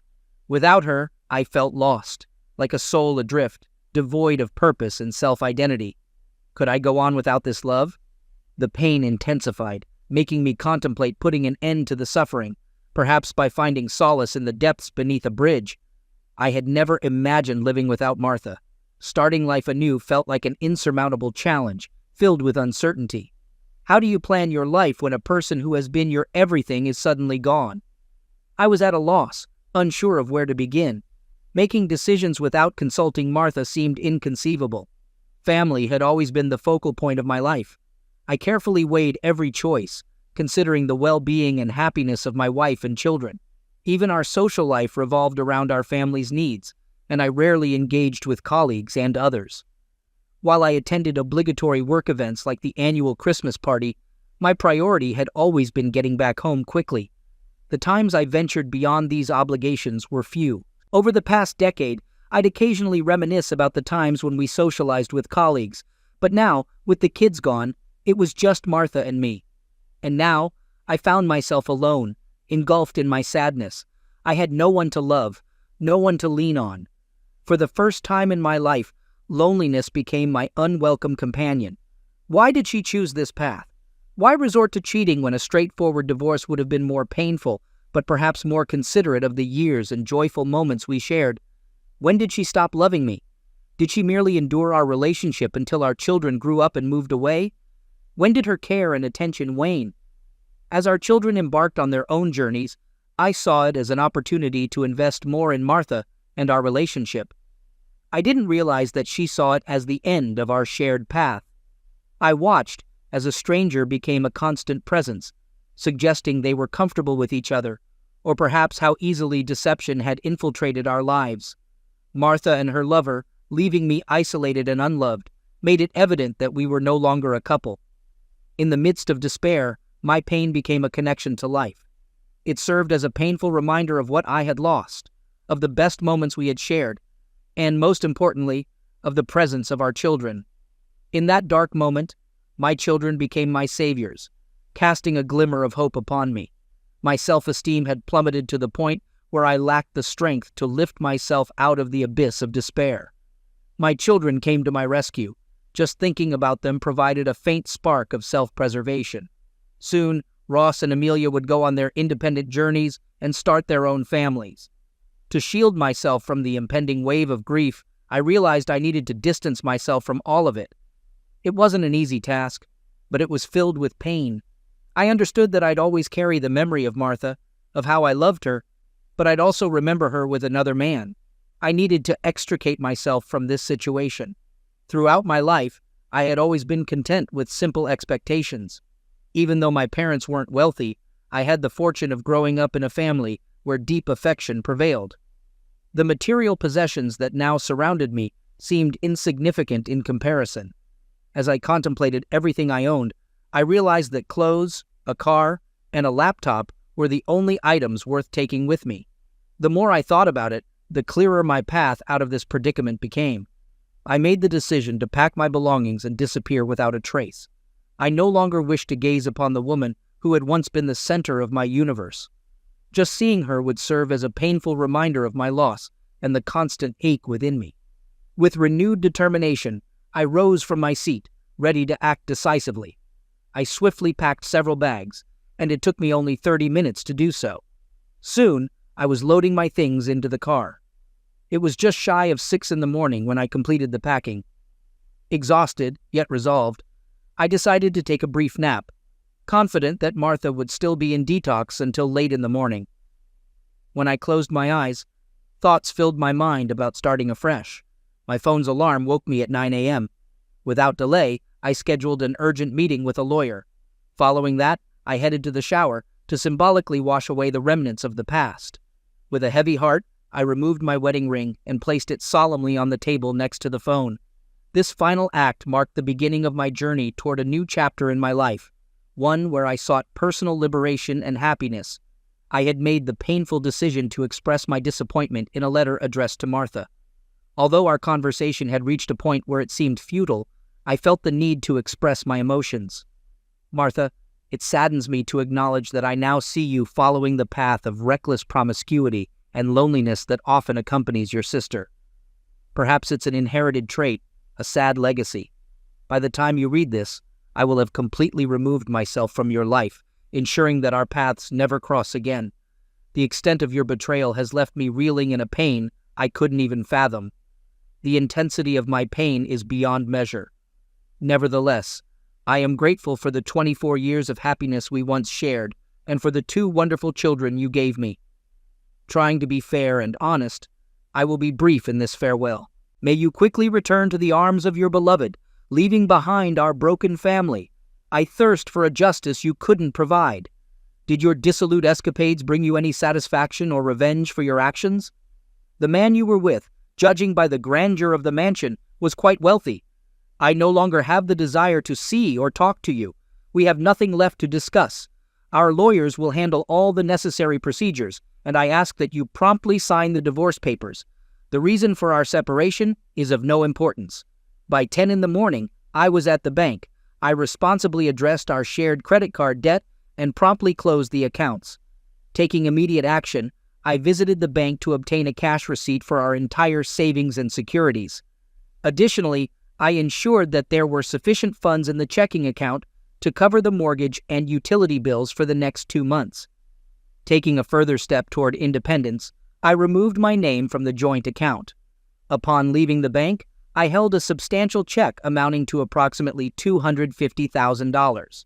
Before noon, I arrived at work, surprising my boss, who expected me to be in Minnesota. When I shared the news of my immediate resignation and relocation, his surprise grew. Our relationship held a unique meaning that transcended the typical employer-employee dynamic. My boss had maintained his current position because I turned down a promotion, and initially he wasn't pleased and felt indebted to me. But 2 years ago, during his divorce, I explained that my decision to decline the promotion was due to his situation. Since then, our relationship had evolved from a traditional boss-employee arrangement into one of equal partnership. He began by stating that he understood my desire to resign and was willing to accept it. Instead of going through the HR department and writing a check for my $401K, he had an alternative proposal. He offered me an opportunity in their newly established optical division in taxi. Although the salary would be lower than my current position, there were reportedly affordable housing options there that would enable me to secure decent housing at an attractive price. We sealed our agreement with a handshake, and he agreed to spread the word that I had chosen to leave my job voluntarily. The next step was to meet with my lawyer and explain my decision to separate from Martha. I instructed him to serve her with the divorce papers and grant her the power of attorney to sell the house, which represented 50% of our total assets. Although my lawyer, who was also a close family friend, attempted to persuade me to consider alternative scenarios, he soon realized the significant changes awaiting me. By midnight, I would be in another city, in another state, and without a wife. In the afternoon, as profound fatigue overcame me, I sought a place to rest and stumbled upon a rather dated motel around 8 o'clock in the evening. Using a disposable phone I had acquired for this purpose, I dialed Ross's number and explained that it was my new phone number. Ross inquired if I had heard from Mom, and I revealed that I had found out the day before that she had been unfaithful. He expressed his disappointment and concern, asking what I planned to do about it. I shared that I had taken care of everything. I had packed my things, cleared my bank accounts, resigned from my job, and was heading south, ending my relationship with her. I also mentioned that she would receive the divorce papers by the end of the week. Ross asked if Amelia knew, and I informed him that she didn't yet. I assured him that I would keep him informed and promised to call regularly. We exchanged expressions of love and care, and I reassured him that I loved him and would take care of myself. After concluding the conversation, I contacted Amelia. The conversation was filled with deep sadness. My children, with heavy hearts, learned the truth about their mother's actions and how they affected our family. Witnessing the destructive influence of Aunt Victoria on her family, my children, like me, tried to comprehend how their mother could inflict the same pain on us. I was certain that Victoria had influenced her sister to act in this manner. Amelia, always candid, broke the silence by asking how long it had been happening, and how long we had ceased to be enough for her. I comforted her by explaining that the duration and reasons were no longer important. What mattered was that I had loved her deeply, trusted her with all my heart, and she betrayed that trust. I reassured Amelia not to worry and said that I would be okay. I mentioned that I was incredibly sad at the moment, but I believed I would heal over time, especially if I could maintain some distance from her mom. I also assured her that I would share my new address, and she could come to me once her school year was over. As I made this promise, tears welled up in my eyes, and I wanted Amelia to know that there would always be a place for her by my side. In Tucson, the optics division was relatively small with only 30 employees. The district manager, who bore a stronger resemblance to his father than a stern boss, fostered a sense of camaraderie and comfort within the team. I immediately felt like a welcomed guest, which provided some solace during a difficult time. A month later, I chose a lovely house in a condominium. Throughout this period, I maintained no contact with Marta, relying solely on updates from my lawyer and my children. Moving forward was not without its challenges. One situation proved particularly demanding. My lawyer informed me that Marta was ready to contest the divorce, expressing her unwillingness to proceed with it and her readiness to fight to the bitter end, even if it meant financial ruin for both of us. In response, I calmly instructed my lawyer not to proceed with the divorce. I said I didn't care anymore and that I wanted to give her the chance to rebuild her life after the 24 years of happiness we once shared together. I instructed my lawyer to tell her that I had no desire to continue the relationship and that I wished her a good life. I added a more colorful message to tell her to go to hell, and I asked my lawyer if he could deliver that message. My lawyer, recognizing our close connection, replied that he could do it with pleasure, but warned that there would be an additional $50 fee for this. Conversations with the children were more challenging.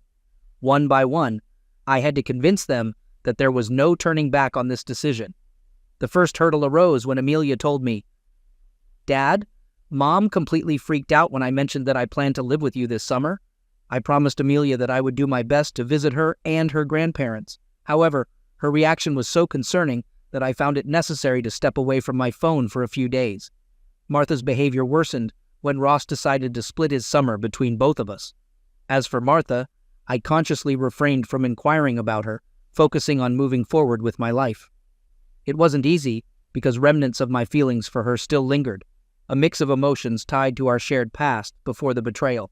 Yet, with my children's help, I gradually learned more about Martha's state of mind. To my surprise, it turned out she was going through a deep depression, mirroring the emotional shock I had once experienced.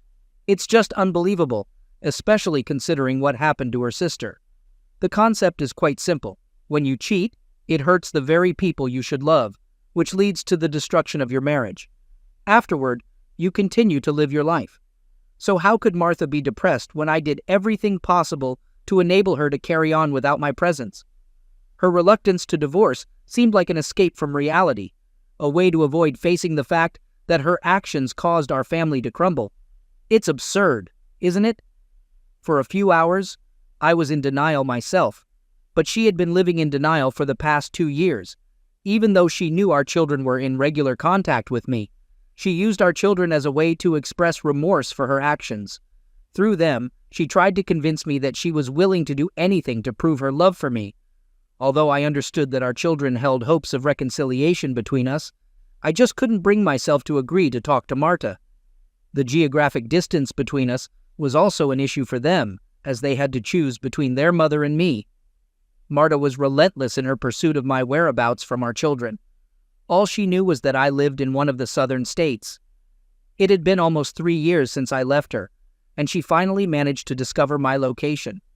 One fateful day, leaving work, I spotted her lurking near the office.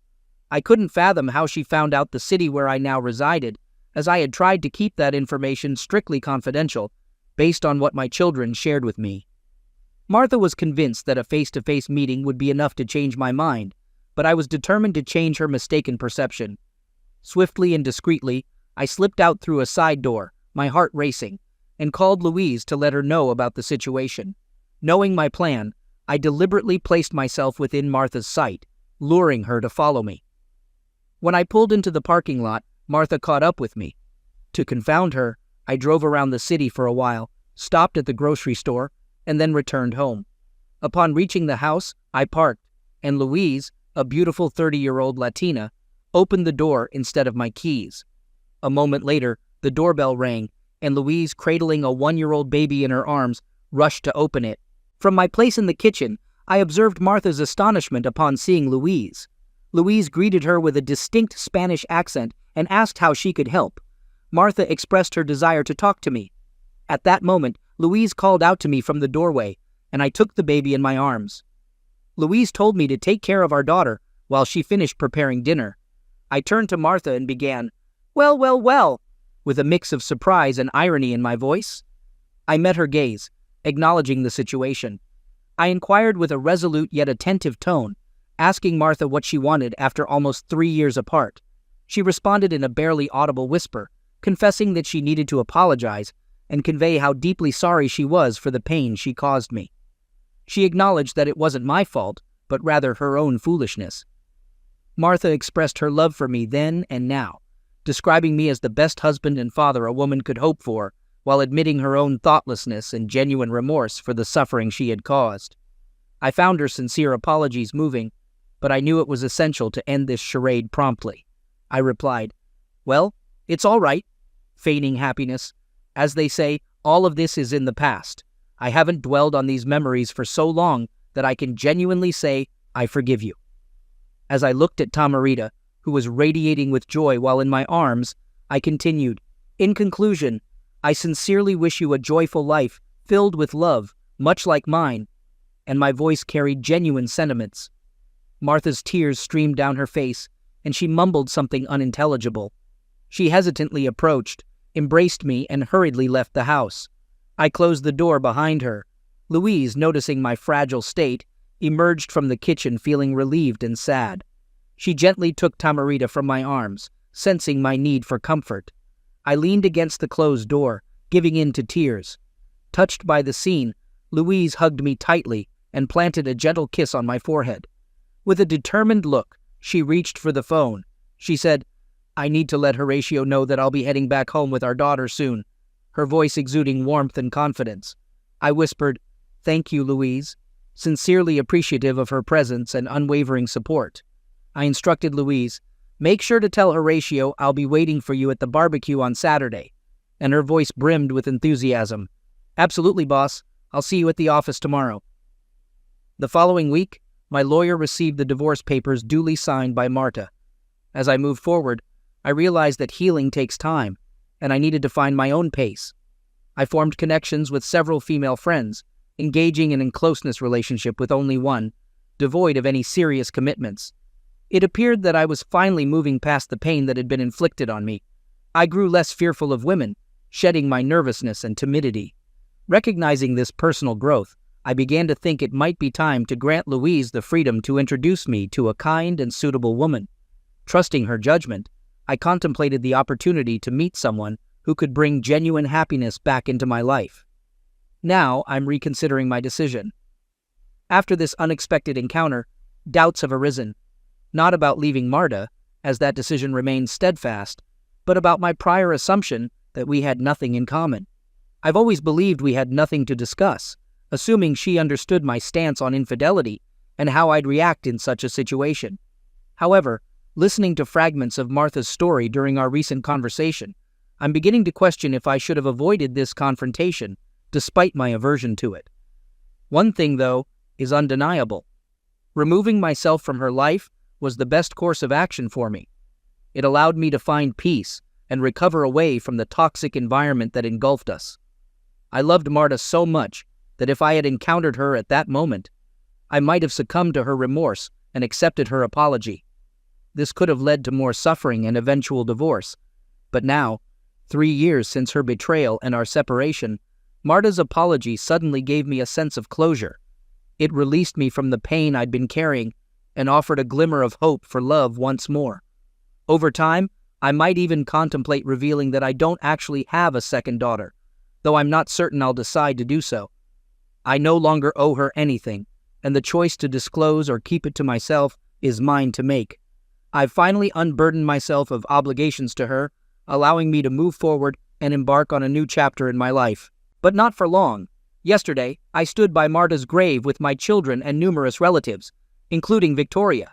I wept bitterly, like everyone else present, but I didn't see a single tear on Victoria's face. Martha, in a state of complete despair and inebriation, was involved in a fatal accident. Her life couldn't be saved. I contemplated for a long time why Victoria had encouraged her sister into a closeness relationship with her lover, and arrived at only one explanation. It was a form of revenge for Martha and me revealing her betrayal, which had led to the end of her marriage with Mike. Perhaps now, Victoria feels some sense of relief as her sister lies in a casket. And I know one thing. I will never love any woman the way I loved Martha. I've always been the type of person who values trust more than anything in a relationship. When I first met Donna, I thought I had found someone I could truly share that with. Our romance was fast-paced, full of passion, excitement, and intensity. She seemed ideal with her sharp wit and ability to make me laugh, even when I was stressed out from work. For years, I believed we had something unique, something unbreakable. But over time, small issues began to appear. Things I dismissed as normal bumps in a long-term relationship. As the years passed, those small issues grew. I started noticing she was more secretive, often dodging my questions with vague responses. Her business trips seemed to stretch longer, and her absences became harder to ignore. I convinced myself I was just being paranoid, maybe overthinking it because of the distance. But there were brief, subtle moments when I felt something was seriously wrong. Then came the night in Oklahoma City, the night where everything began to fall apart. I was sitting at a bar with my friend Toby, celebrating a successful deal for our companies. We had just wrapped up negotiations, and we were both in high spirits. As I lifted my glass for a sip, a commotion from the other side of the room grabbed our attention. Toby turned to me, curious, and asked, "What's going on over there?" "No clue," I replied. When we looked over, we saw a young blonde woman sitting in a booth, surrounded by several large men. She was clearly tipsy, laughing loudly at something one of them said. We both noticed her outfit, a short skirt and a loose, sleeveless top. If it weren't for her long blonde hair and the rose tattoo on her shoulder, she could have easily been mistaken for my wife, Donna. But I knew it couldn't be Donna because she was away on one of her twice-monthly business trips. Her trips typically lasted between 3 and 5 days, and this time, she was in Houston for 4 days, working with the management of a factory there. Her company sells security equipment to various factories around the country, so she's often on the road. That's why I planned to meet Toby in Oklahoma City. I figured it was a good time to catch up while Donna was away, and it wouldn't interfere with my family life. As we watched, the blonde woman stood up and her whole group left the bar, walking right past us. She was holding hands with 2 men, one black, the other Hispanic. As they passed by, she looked directly at me, and I noticed her dark blue eyes. The group laughed as they headed for the door. "Are you okay, Bob?" Toby asked after the group had left. "By the way, I'm Bob Carson, head of product development at Riker Industries in Denver, Colorado.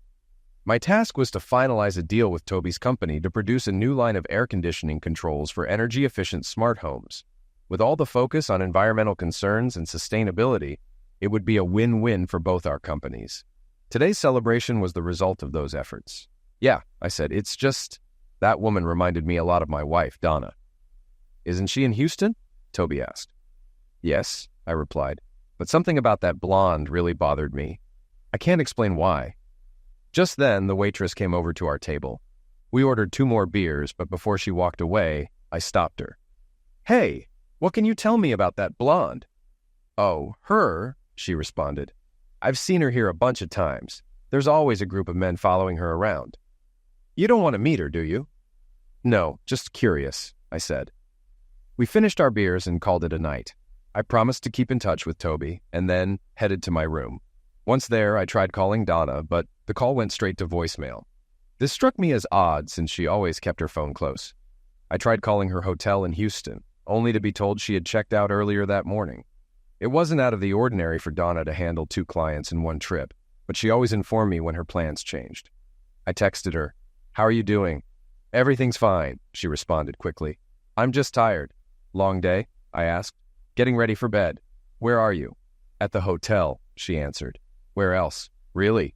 Where else?" I thought to myself. What the hell is going on? Donna wasn't the type to lie to me, or was she? "I'll be home Friday evening as planned. See you then. Love you," she added in a follow-up message. Reading between the lines, I recognized this as her way of saying, "Don't bother me." "I love you even more," I wrote back. The next day, I returned home feeling confused. If Donna wasn't at her hotel, then where had she been? Was she even in Houston, or had she gone somewhere else? I decided I'd talk to her about it when she got home. Friday came quickly, and Donna arrived just as she said she would. In fact, she got home before me, and her car was already in the garage. As I climbed the stairs, I heard the water running in the shower. I undressed and decided to join her.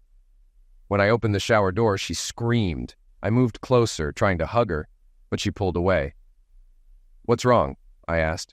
"I haven't seen you in days, and you're acting like I'm a stranger." "You scared me half to pass away," she said. "Please, just let me finish my shower and I'll be out in a few minutes, okay?" I understood she wasn't in the mood to see me just then, so I shrugged and left. "It's fine," I said. "I just missed you and wanted to show you some affection." I left the bathroom, got dressed, and went downstairs to grab a beer and watch the news. About half an hour later, she came down wearing shorts and a t-shirt. "I'm sorry I yelled," she said. "I missed you too. It was a rough trip." "I tried calling you on Wednesday," I said. "Where were you?" "I was in my hotel room," she replied. "Really? Then why did the hotel tell me you checked out early that morning?" "Sorry, I forgot to mention it. There was a leak in the bathroom and the floor was soaked. They didn't have another room for me, so I moved to a different hotel. I should have told you." "I was worried," I said. "I had good news to share with you too." "Oh? What's that?" she asked. "Remember the company in Oklahoma City we were working with? I went there while you were in Houston, met with the financial director, and closed the deal. We stand to make a lot of money from it, and if all goes well, I'll get a big commission. We can even start thinking about kids. Wait, you were in Oklahoma City 2 days ago? She asked, sounding uneasy. Yes, I was. Why do you ask? You didn't mention you were going there. It was a last-minute decision, I explained. Toby was free, so I flew out, met with him, stayed the night, and came home. I thought you were in Houston, so I didn't think you'd miss me. I tried to call you, but I couldn't get through. Then I called your hotel, and they said you had checked out early. I'm sorry, she said. I should have told you, but I didn't want to bother you. It wouldn't have been a problem, I replied. I have some news too, she said. My territory is expanding. I'm replacing one of the other reps who's leaving, so I'll be traveling even more. Maybe 4 or 5 days a week. 4 or 5 days a week? Every week? I asked, shocked. I already hardly see you. How long will this last? I'm not sure. Probably until they find a replacement. It could be within the next 3 months. Great, I muttered. When does this start? Monday. I'm flying to Miami Monday morning. When did you find out about this? Last night, when I checked in with the office. Unbelievable, I muttered. We had dinner, watched some TV, and then went to bed, where we made love before falling asleep. I wanted to make the most of my time with her before she left for Miami, so we went dancing on Saturday night, which led to another night of wild sex. On Sunday, we slept in and spent most of the morning in bed. She finally got up around 1 p.m. to start getting ready, and I got up with her to do my usual weekend yard work. That evening, we ordered pizza and ended the day by making love again. She kissed me as she left for the airport on Monday morning. Keep this nice and warm for me, she said, running her hand down the front of my pants. Count on it, I replied, giving her a casual kiss before heading to work. She called me every evening to let me know she was fine. When she came back, we spent the weekend making passionate love. This routine continued for about 4 weeks, and then it happened. It was Monday morning, and I had just finished my first cup of coffee at the office. Donna had left for New York on Sunday, telling me she would arrive early Monday morning. She mentioned the trip could last at least 5 days, maybe longer. I wasn't thrilled about it, but she reassured me that everything was fine and that we would benefit if things went well. After my second cup of coffee, I headed back to my office, but suddenly felt an intense urge to use the restroom. That's when the pain hit me. It was unlike anything I had ever felt, like my insides were on fire. I recalled hearing stories from guys in the service about similar symptoms, and it hit me. Donna must have given me something. I told my secretary I needed to see a doctor and rushed out of the office. Doc Brown had been my doctor since I got out of the Army, and I trusted him to figure out what was going on quickly. After taking samples and running tests, he came back with the news. I'm sorry, Bob, but you have gonorrhea, he said. He gave me an antibiotic shot and a pill, then started asking questions about my sex life, how many partners I had and such. I've only had sex with one person in the last 7 years, I told him. My wife, Donna.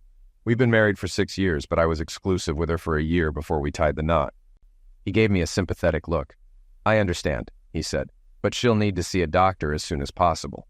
He handed me a sheet of instructions, including no sex for 2 weeks. No problem there. There was no way I was going to touch Donna again. After explaining everything, he sent me on my way. I paid for the visit and headed to my car. Once in my car, I called my boss and gave him a brief rundown of the situation. He had gone through a divorce himself, so he understood and gave me a few days off to get things under control. I needed to find out what my wife had been up to and with whom. So I did some research, found a private investigator, and called Hammer Investigations. How can I help you? Asked a friendly female voice. I introduced myself and asked for a meeting. The receptionist said I could come in right away to meet with the investigator, so I headed over. Upon arrival, I introduced myself to the receptionist. Mr. Hammer will see you shortly, she said with a bright smile. I couldn't help but notice her legs and the way her long hair flowed with each step as she led me to the office. When we entered, a large, barrel-chested man stood up and shook my hand. James Hammer, he said. Please, have a seat. Would you like something to drink? Coffee? Tea? No, I'm good. Thanks, I replied. After the secretary left, James turned to me. So, what can I do for you today, Mr. Carson? He asked. He listened and took notes as I explained the situation. Have you spoken to a lawyer yet? He asked. No, not yet, I responded. He nodded. We work with several lawyers in the area, he said. I can recommend one if you'd like. That would be helpful, thank you, I said. You mentioned your wife is in New York? He asked. I nodded. Is she planning to go anywhere else this week? He continued. I'm not sure, I said. She didn't mention any other plans. I could call her office and check, he suggested. Why don't you? I said, taking out my phone. I dialed her office's number. After a few rings, I reached her secretary, Janice Billings. I asked to speak to my wife's assistant, Patricia Holder. A few seconds later, Patricia came on the line. Hi, Pat. This is Bob Carson. I was hoping you could help me with my wife's itinerary. She usually gives me a copy, but I seem to have misplaced it. I'm sorry, Mr. Carson, but Mrs. Carson doesn't work here anymore, she said. Didn't she tell you? Tell me what? I asked, baffled. She quit about a month ago, Patricia replied. I'm surprised she didn't mention it. She didn't say a word about leaving, I said. Did she tell you why she quit? Something about a better opportunity. Making more money doing what she loves, Patricia explained. Did she mention the name of her new company? I asked. No, she didn't, Patricia said. I'm sorry, but I don't have any more information. That's all right, Patricia. Thanks anyway, I said, and we ended the call. I relayed the conversation to James. Interesting, he murmured. Then it hit me. I had installed a phone tracking app on Donna's phone a few months back after she lost it on a previous trip. The hotel staff had returned it before she flew home, and I'd put the app on her phone in case it happened again. I opened the app and waited for it to update with her phone's location. According to the app, her phone was at the Courtyard New York Manhattan Hotel, but she had told me she was staying at the Times Square Hotel in Manhattan. Why was she at a different hotel? I showed James the location report, and he made a note of it. Then I remembered the night with Toby. What if she's disguising herself? I asked. Can your team still track her?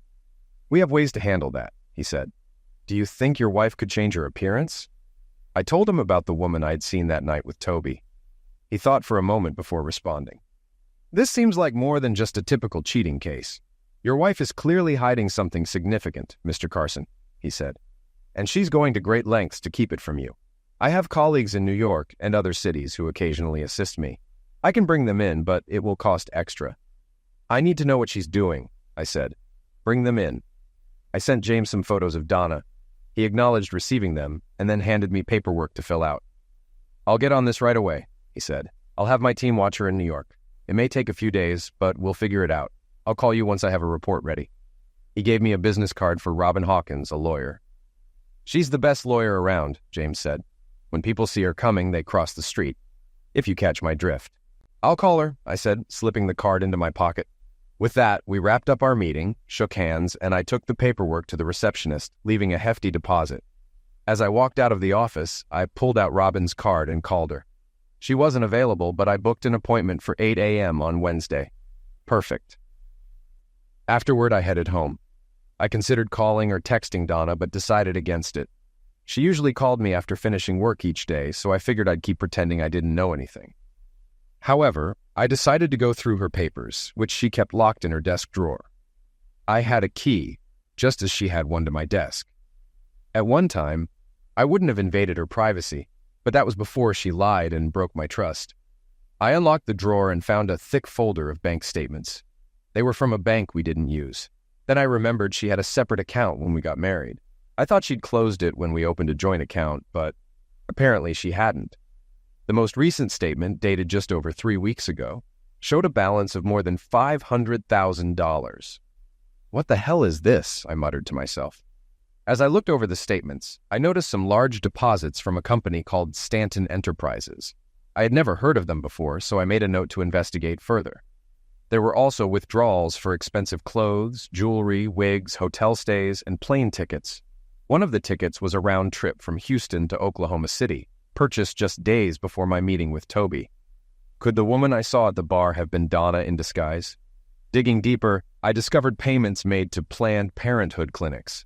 The first one dated about a year after we got married, the second a year and a half later, and the third a couple of years after that. I needed more answers, so I kept searching. I found a folder filled with receipts and statements from various doctors and clinics. The first document was from the doctor she had visited just before leaving on her current trip. It showed that she had been examined and treated for gonorrhea.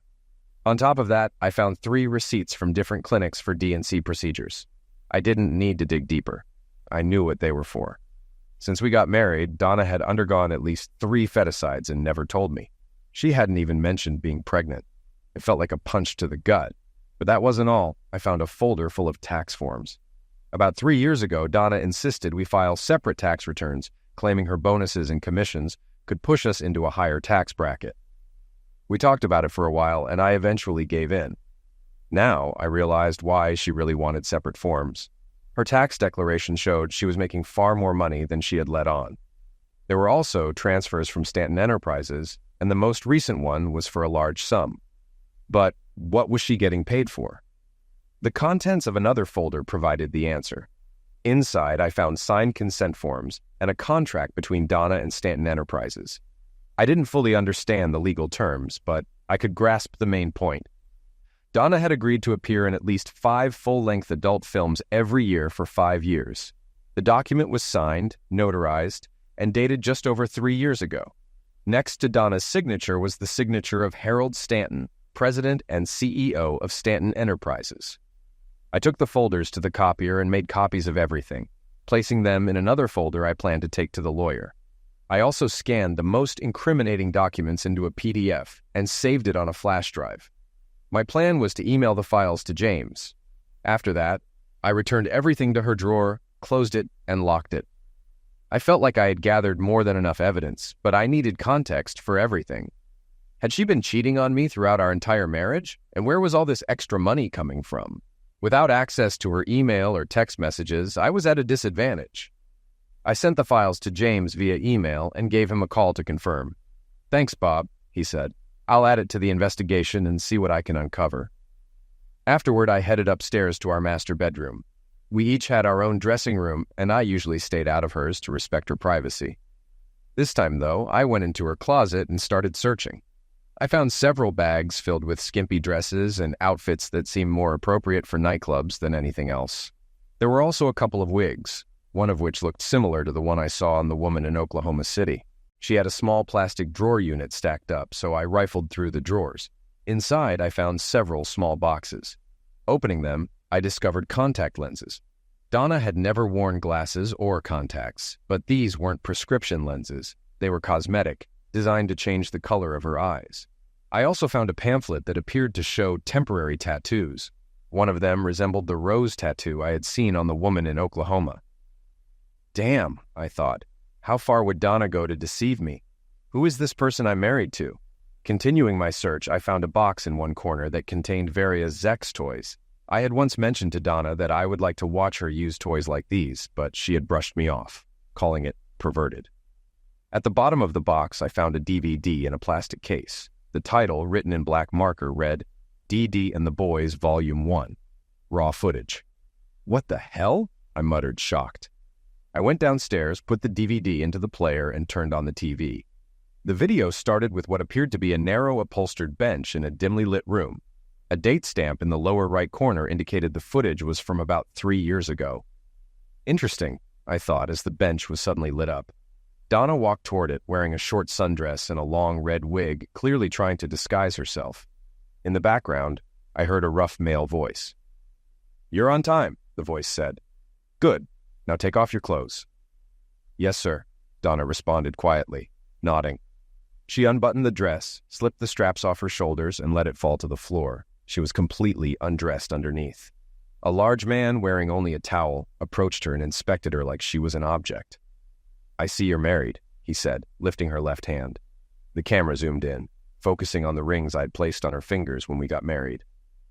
"Yes, sir, I am married," Donna replied. "Does your husband know what you're doing?" he asked. "He knows," she said. "And is he okay with this?" the man pressed. Donna nodded. "Yes, sir, he's fine with it. He knows he can never satisfy me, so he told me I could find someone else to meet my sexual needs." "What?" I screamed at the TV. "I never said anything like that." Then it hit me. This was probably part of the script she was following. The video continued with explicit scenes involving Donna and several men, none of whom used protection. It was no wonder she had contracted gonorrhea. God knows what else she might have picked up. Saying I was shocked would be an understatement. I was devastated. I cried, screamed, and yelled. How could she do this to me, to us? In that moment, I realized all the love I had for her was gone, replaced by seething hatred. I wanted her out of my life. I wanted her gone forever. I needed to get out of the house, so I cleaned up and headed to Hitchhikers, a bar and grill I like to frequent. Sometimes I'd order a beer and a burger and sit there, reflecting on what had gone wrong in my marriage. I kept going over everything, trying to understand what I could have done to make Donna act the way she did. I'd always treated her with kindness and respect. From the beginning, I showered her with love, often buying her flowers or cards just to remind her I loved her. I thought we had a fulfilling sex life. I was satisfied, and she always seemed content too. I never even considered cheating on her. Hurting her in that way was something I'd never do. So why is she doing this? I asked myself. I finished my burger and checked the time. It was 4 p.m. An idea struck me, and I called Robin Hawkins's office. After everything I'd uncovered, I knew I wouldn't have peace until I started the divorce process. I listened to the secretary's greeting and then made my request. "Well, let me check, Mr. Carson," she said after a brief pause. "It seems we've had a cancellation, and Miss Hawkins is available tomorrow at 8 a.m. Does that work for you?" "Absolutely," I replied. "Great. I'll reschedule your appointment now, and she'll see you first thing in the morning." "Thank you," I said, feeling a bit of relief. Shortly after the call, my phone rang. It was Donna. I thought about ignoring it, but decided to answer. "Yes," I said, my tone abrupt. Bob, it's me, Donna," she said, sounding taken aback. "Are you okay?" "Not really, Donna," I replied. "I've had a really bad day. How about you? Isn't it a bit early for you?" "Well, it's not too early," she said. "You know I'm in New York. I just wanted to check in and let you know I'll be out to dinner and then busy with clients this evening." "Thanks for the update," I said. "How's everything going on your end?" "Pretty well, actually," she said. "The deal we're working on should be a big boost to the company's bottom line." "That's good to hear," I told her. "Bob, are you sure you're okay?" she asked, her voice filled with concern. "You don't sound like yourself." "I'm just not feeling great right now," I said. It wasn't a complete lie. Thinking about her made my stomach turn. "I'm sorry.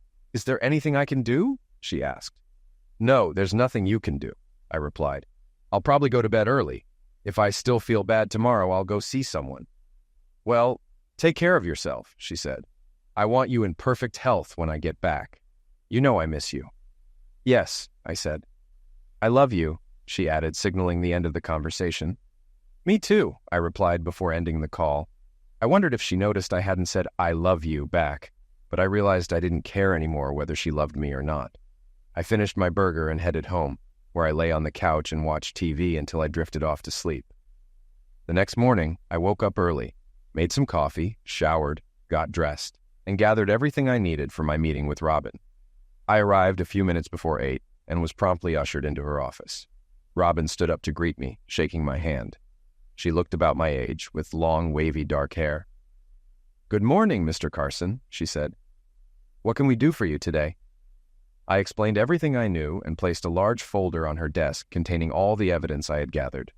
Robin flipped through the documents, her eyes widening as she reviewed the contents. After she finished, she set the folder down and looked at me. "I assume you've already spoken to Mr. Hammer?" she asked.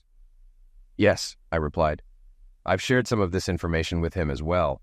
He mentioned he has colleagues in New York who are keeping an eye on her." "Okay," she said. "What are you hoping to get out of this?" "I want her out of my life completely," I said. "I want to keep the house, my pension, my income, everything. From what I understand, she can have her $500,000 account, pension, and personal property.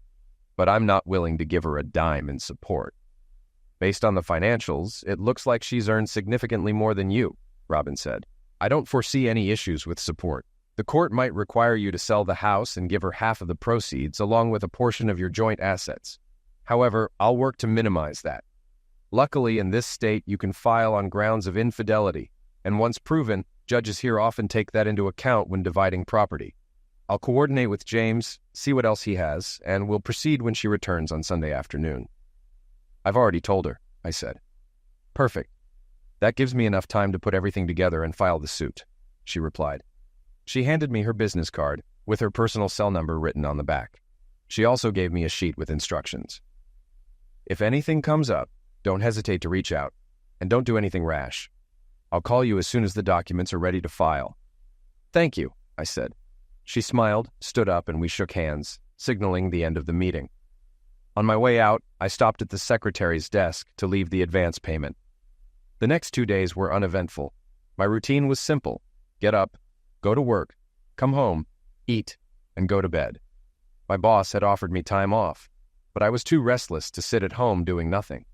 Robin called on Thursday afternoon and asked if I could meet her and James at her office the next morning. I agreed and let my boss know, who gave me Friday off. That evening, Donna called me. "I just wanted to let you know that everything's going as planned, and I'll be home Sunday afternoon," she said. "That's good to hear," I replied. "What time do you think you'll be home?" "I'll grab a taxi from the airport, so I should be home around 1, she told me. "Then we can celebrate." "Do you like the sound of that?" she teased. "Yes, of course," I said. "Okay, honey," she continued. "See you then. Hope you've been taking your vitamins. I plan to wear you out." I chuckled. "Sounds tempting," I said. "See you then." We ended the call, and I leaned back in my chair with a smirk. Oh yeah, someone's about to get screwed, I thought to myself. The next day, I arrived at Robin's office a few minutes before our scheduled meeting and was promptly shown into a conference room. I shook hands with James and Robin, and she introduced me to 2 large men in dark suits. "Bob, this is Agent Smith, and this is Special Agent Jones," Robin said.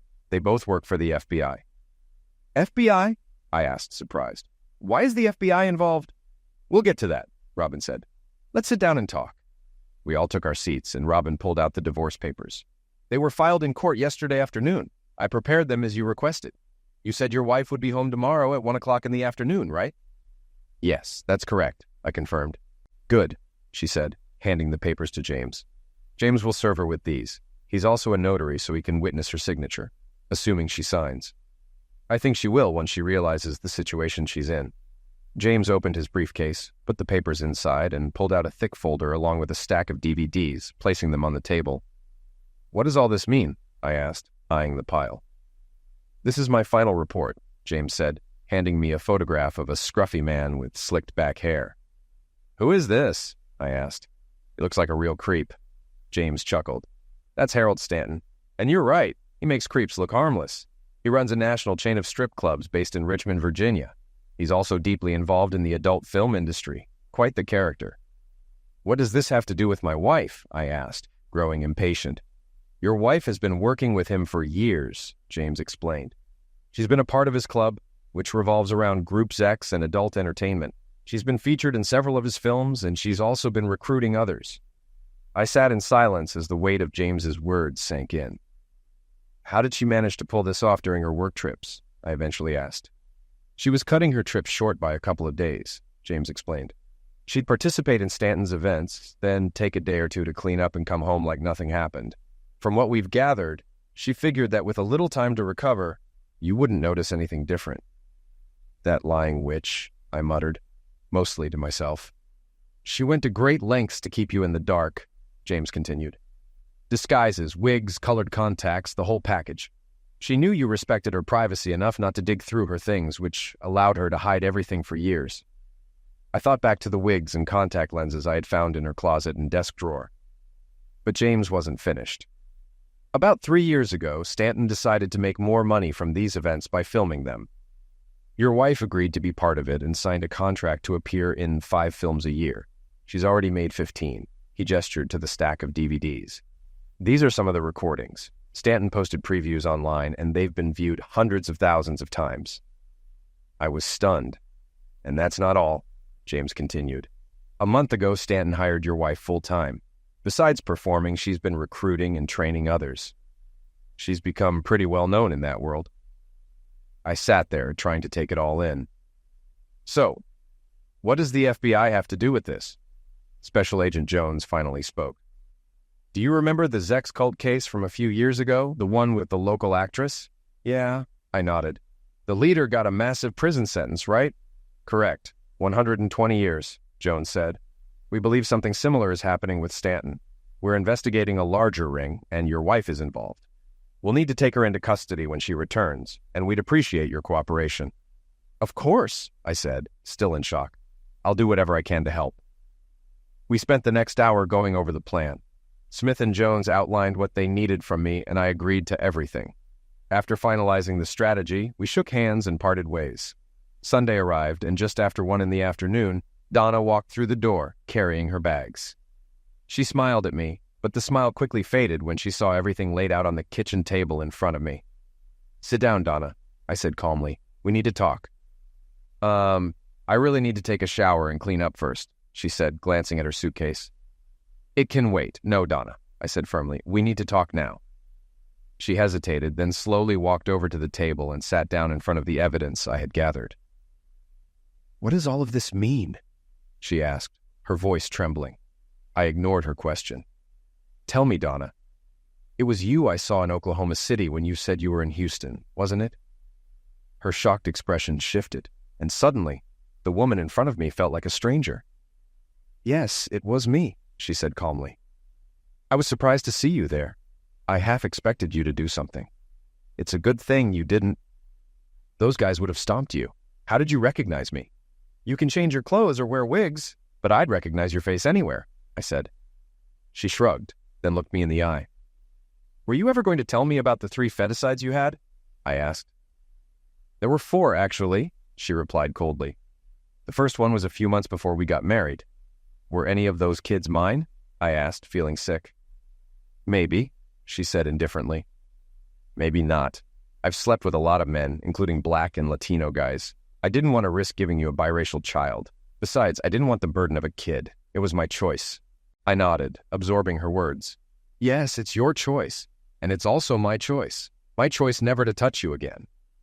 How long has this been going on? I know it's been at least 5 years. This started before we even got engaged, she said. At first, it was every couple of months. Then it became monthly. Eventually, I did it every time I was out of town. I arranged it myself at first, but once I met Harry Stanton, things changed. Why? I asked, struggling to understand. It's simple, she said without remorse. I love Zex a lot. I like it when several men have me at once. Don't get me wrong. You're a great husband and lover, but you make love to me. They just screw me again and again. It wasn't about you, and it never changed how I felt about you. I loved you. I still do. You're an idiot, I said, feeling rage build. Do you think none of this hurt me? You gave me gonorrhea, you stupid witch. Did you tell them you had sex with me, or did you lie about that too? For the first time, she looked down. I'm sorry. No, I didn't include you on my list. Well, that's great. No wonder I didn't get a warning. We continued to argue, each revelation more painful than the last. Finally, I'd had enough. I looked toward the front of the house and shouted, Okay, you can come out now. At that moment, the door to my home office opened, and 5 people walked out. Donna looked up startled. James stepped forward, holding a manila envelope. Donna Carson, he said, handing her the envelope. You've been served. I handed her a pen. If I were you, I'd sign this now so we can end this farce of a marriage. I won't sign, she hissed. I'll fight you every step of the way. That might be difficult, I said, since the FBI is freezing your accounts. Donna's face turned pale. The FBI? She asked, her voice shaking. I nodded. Yes, I replied calmly. Meet Special Agent Jones and Agent Smith. They'll be taking you into custody. I understand they have a warrant for your arrest. So, sign the papers now. In 60 days, this will all be over, and you can focus on your defense. I could see the shock in her eyes as the reality of her situation hit her. Trembling, she took the pen and signed the divorce papers. James notarized her signature, applied his seal, and took the documents back. I'll deliver these to Miss Hawkins, James said. Donna's parents, who had been waiting quietly in the background, stepped forward. Her mother was the first to speak. Donna, I'm so ashamed of you, she said, her voice thick with disappointment.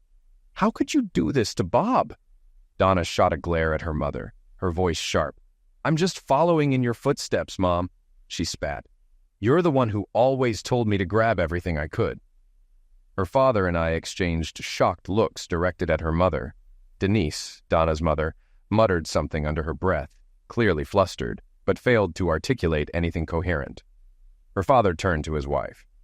We'll discuss this when we get home, Denise, he said, his voice heavy with anger. Then he looked at me with an apologetic expression. Bob, I'm sorry about all this. I had no idea. If you need anything, please let me know. We'll handle all of Donna's belongings. She can come by to pick them up when she's ready. I nodded and shook his hand. Thank you, Ralph, I said. I watched them leave, and as the door closed behind them, Agent Jones stepped forward. Donna Carson, he said formally, you are under arrest for conspiracy, racketeering, and Zex trafficking. Please stand up, turn around, and place your hands behind your back. Donna's face twisted in shock and disbelief, but she complied. Jones cuffed her hands behind her back and began reading her rights as Special Agent Smith stood by, observing. Donna looked at me with a mix of hatred and desperation as they escorted her out of the house. Once they were gone, James turned to me with a wry smile. "Everything went smoothly," he said. "Yes, it did," I replied quietly. He nodded and extended his hand. "Take care of yourself, Bob." I shook his hand. "I will, James." He left, and for the first time in months, I felt the weight of Donna's deception lift a little off my shoulders. 6 months later, the divorce was finalized without any issues. Thanks largely to Robin's efforts and the criminal charges against Donna, everything went in my favor. Federal authorities arrested several individuals involved in Stanton's operation, including Stanton himself. In the following months, investigations continued and trials began. Donna, considered a flight risk, was denied bail and remained in custody. She had sufficient funds for her defense, but by the end of the trial, most of her savings were depleted. She had spent over 3/4 of her money on legal fees. The last time I saw her was shortly after the divorce was finalized. I visited her at the county jail where she was being held. Shackled and seated at a table across from me, her wrists and ankles were bound. She appeared to have lost some weight, and dark bags under her eyes were evident. "You look terrible, Donna," I said without a hint of sympathy. "Yeah, well, orange isn't exactly my color," she shot back, maintaining her usual arrogance. "What do you want?" I stared at her for a moment, disgusted by her defiance. "I was wondering if you received the final divorce papers yet." "I got them today," she replied, her tone flat. "I had the chance to watch some of your videos," I said, gauging her reaction. A smug grin spread across her face. "Did you enjoy them?" "No, actually, I found them repulsive," I said coldly. She shrugged, seemingly unfazed. "Doesn't matter." I leaned in slightly and lowered my voice. "I was curious about something. I noticed that all the videos start the same way. A small, pathetic guy gets knocking in undressed and tied to a chair with a cage on his Johnson. Was that your idea?" Donna smiled, her eyes lighting up with satisfaction. "Yes, that was my idea." I narrowed my eyes. "Was that supposed to represent me? Is that what you wanted to do to me?" Without hesitation, she replied, "Yes, I've thought about doing that to you for a long time. It's been a fantasy of mine, and I really enjoyed it." "You really are a sick witch," I said, shaking my head. "Did you honestly think I'd just sit there and let you do something like that to me?" She raised an eyebrow. "I don't know. Maybe." "Well, it's a good thing you never tried," I said, my voice steady. "I've never touched a woman in my life, but I think if you had attempted something like that, I would have been tempted to liquidate you." Donna's smug expression wavered for a moment, and I could see a flicker of fear in her eyes. I didn't wait for her to reply. "I've heard stories about what you and Stanton did to some of those girls. How can you live with yourself?" Donna scoffed, rolling her eyes. "What do you want me to say? Should I cry, apologize, beg for forgiveness?" I shook my head. "No, I wouldn't expect that from you. A person might do that, or at least someone with a conscience. But neither of those terms applies to you, does it?" For the first time, I noticed a hint of sadness in her eyes, but I didn't care. I wasn't finished. "It's probably for the best that you never had children," I said coldly.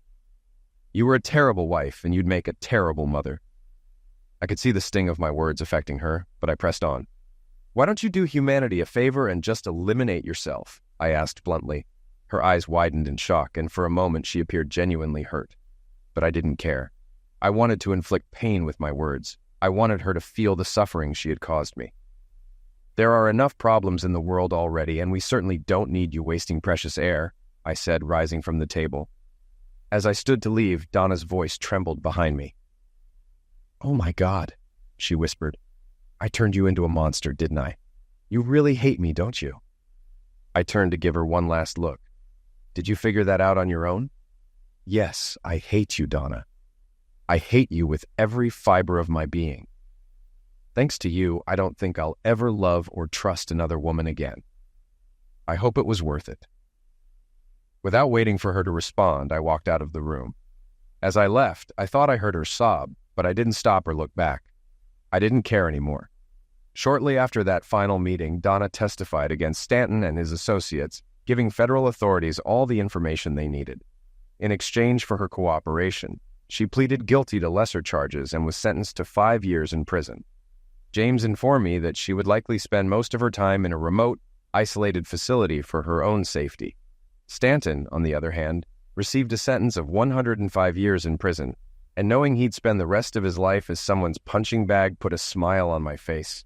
The rest of Stanton's team received similarly severe sentences. Donna's parents, Ralph and Denise, separated for a time after a disagreement at my house.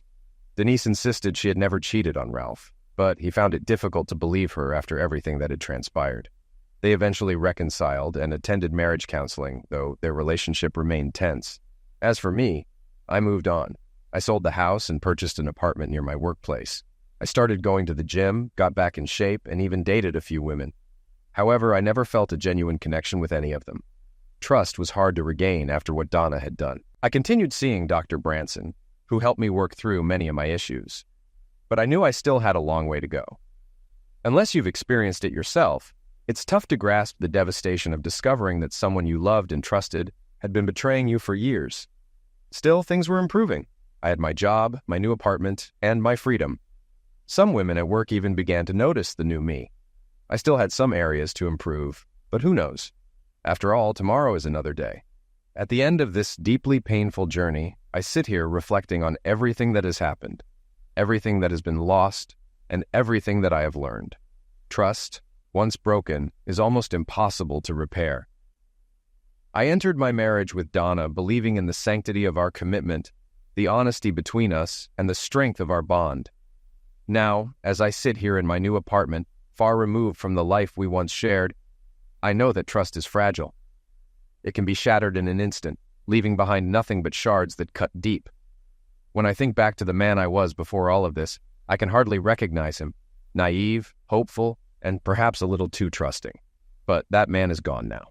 What remains is someone stronger, more cautious, and less willing to be vulnerable. Yes, I've been hardened by what Donna put me through, her betrayals, her lies, and her deception. But I've also gained something valuable. Clarity. Clarity about who I am, what I deserve, and what I will no longer tolerate. Moving forward is not easy. In fact, it's one of the hardest things I've ever had to do. But in time, I've learned that healing isn't about forgetting or even forgiving. It's about accepting the truth of what has happened and allowing myself the grace to rebuild. I've come to terms with the fact that Donna never truly loved me, not in the way I loved her, and that's okay. I can live with that now. Looking ahead, I don't know if I'll ever love again the way I once did. I don't know if I'll ever fully trust another person, but I do know this. I will live for myself now. I will find joy in my own company, build new experiences, and maybe, just maybe, open my heart again one day. But for now, it's about reclaiming my life, my peace, and my sense of self. The road ahead is still uncertain, but I'm no longer afraid. I've faced the worst betrayal imaginable, and I've survived. If I can survive that, I can survive anything. Tomorrow is another day, and with it comes the possibility of new beginnings, beginnings that are built on the truth, on self-respect, and on a future free from the shadows of the past. This is my story, not just of heartbreak, but of survival and renewal. I've closed the chapter on Donna, and now it's time to write the next chapter of my life, one where I am the author of my own happiness. And that, in the end, is the greatest victory of all.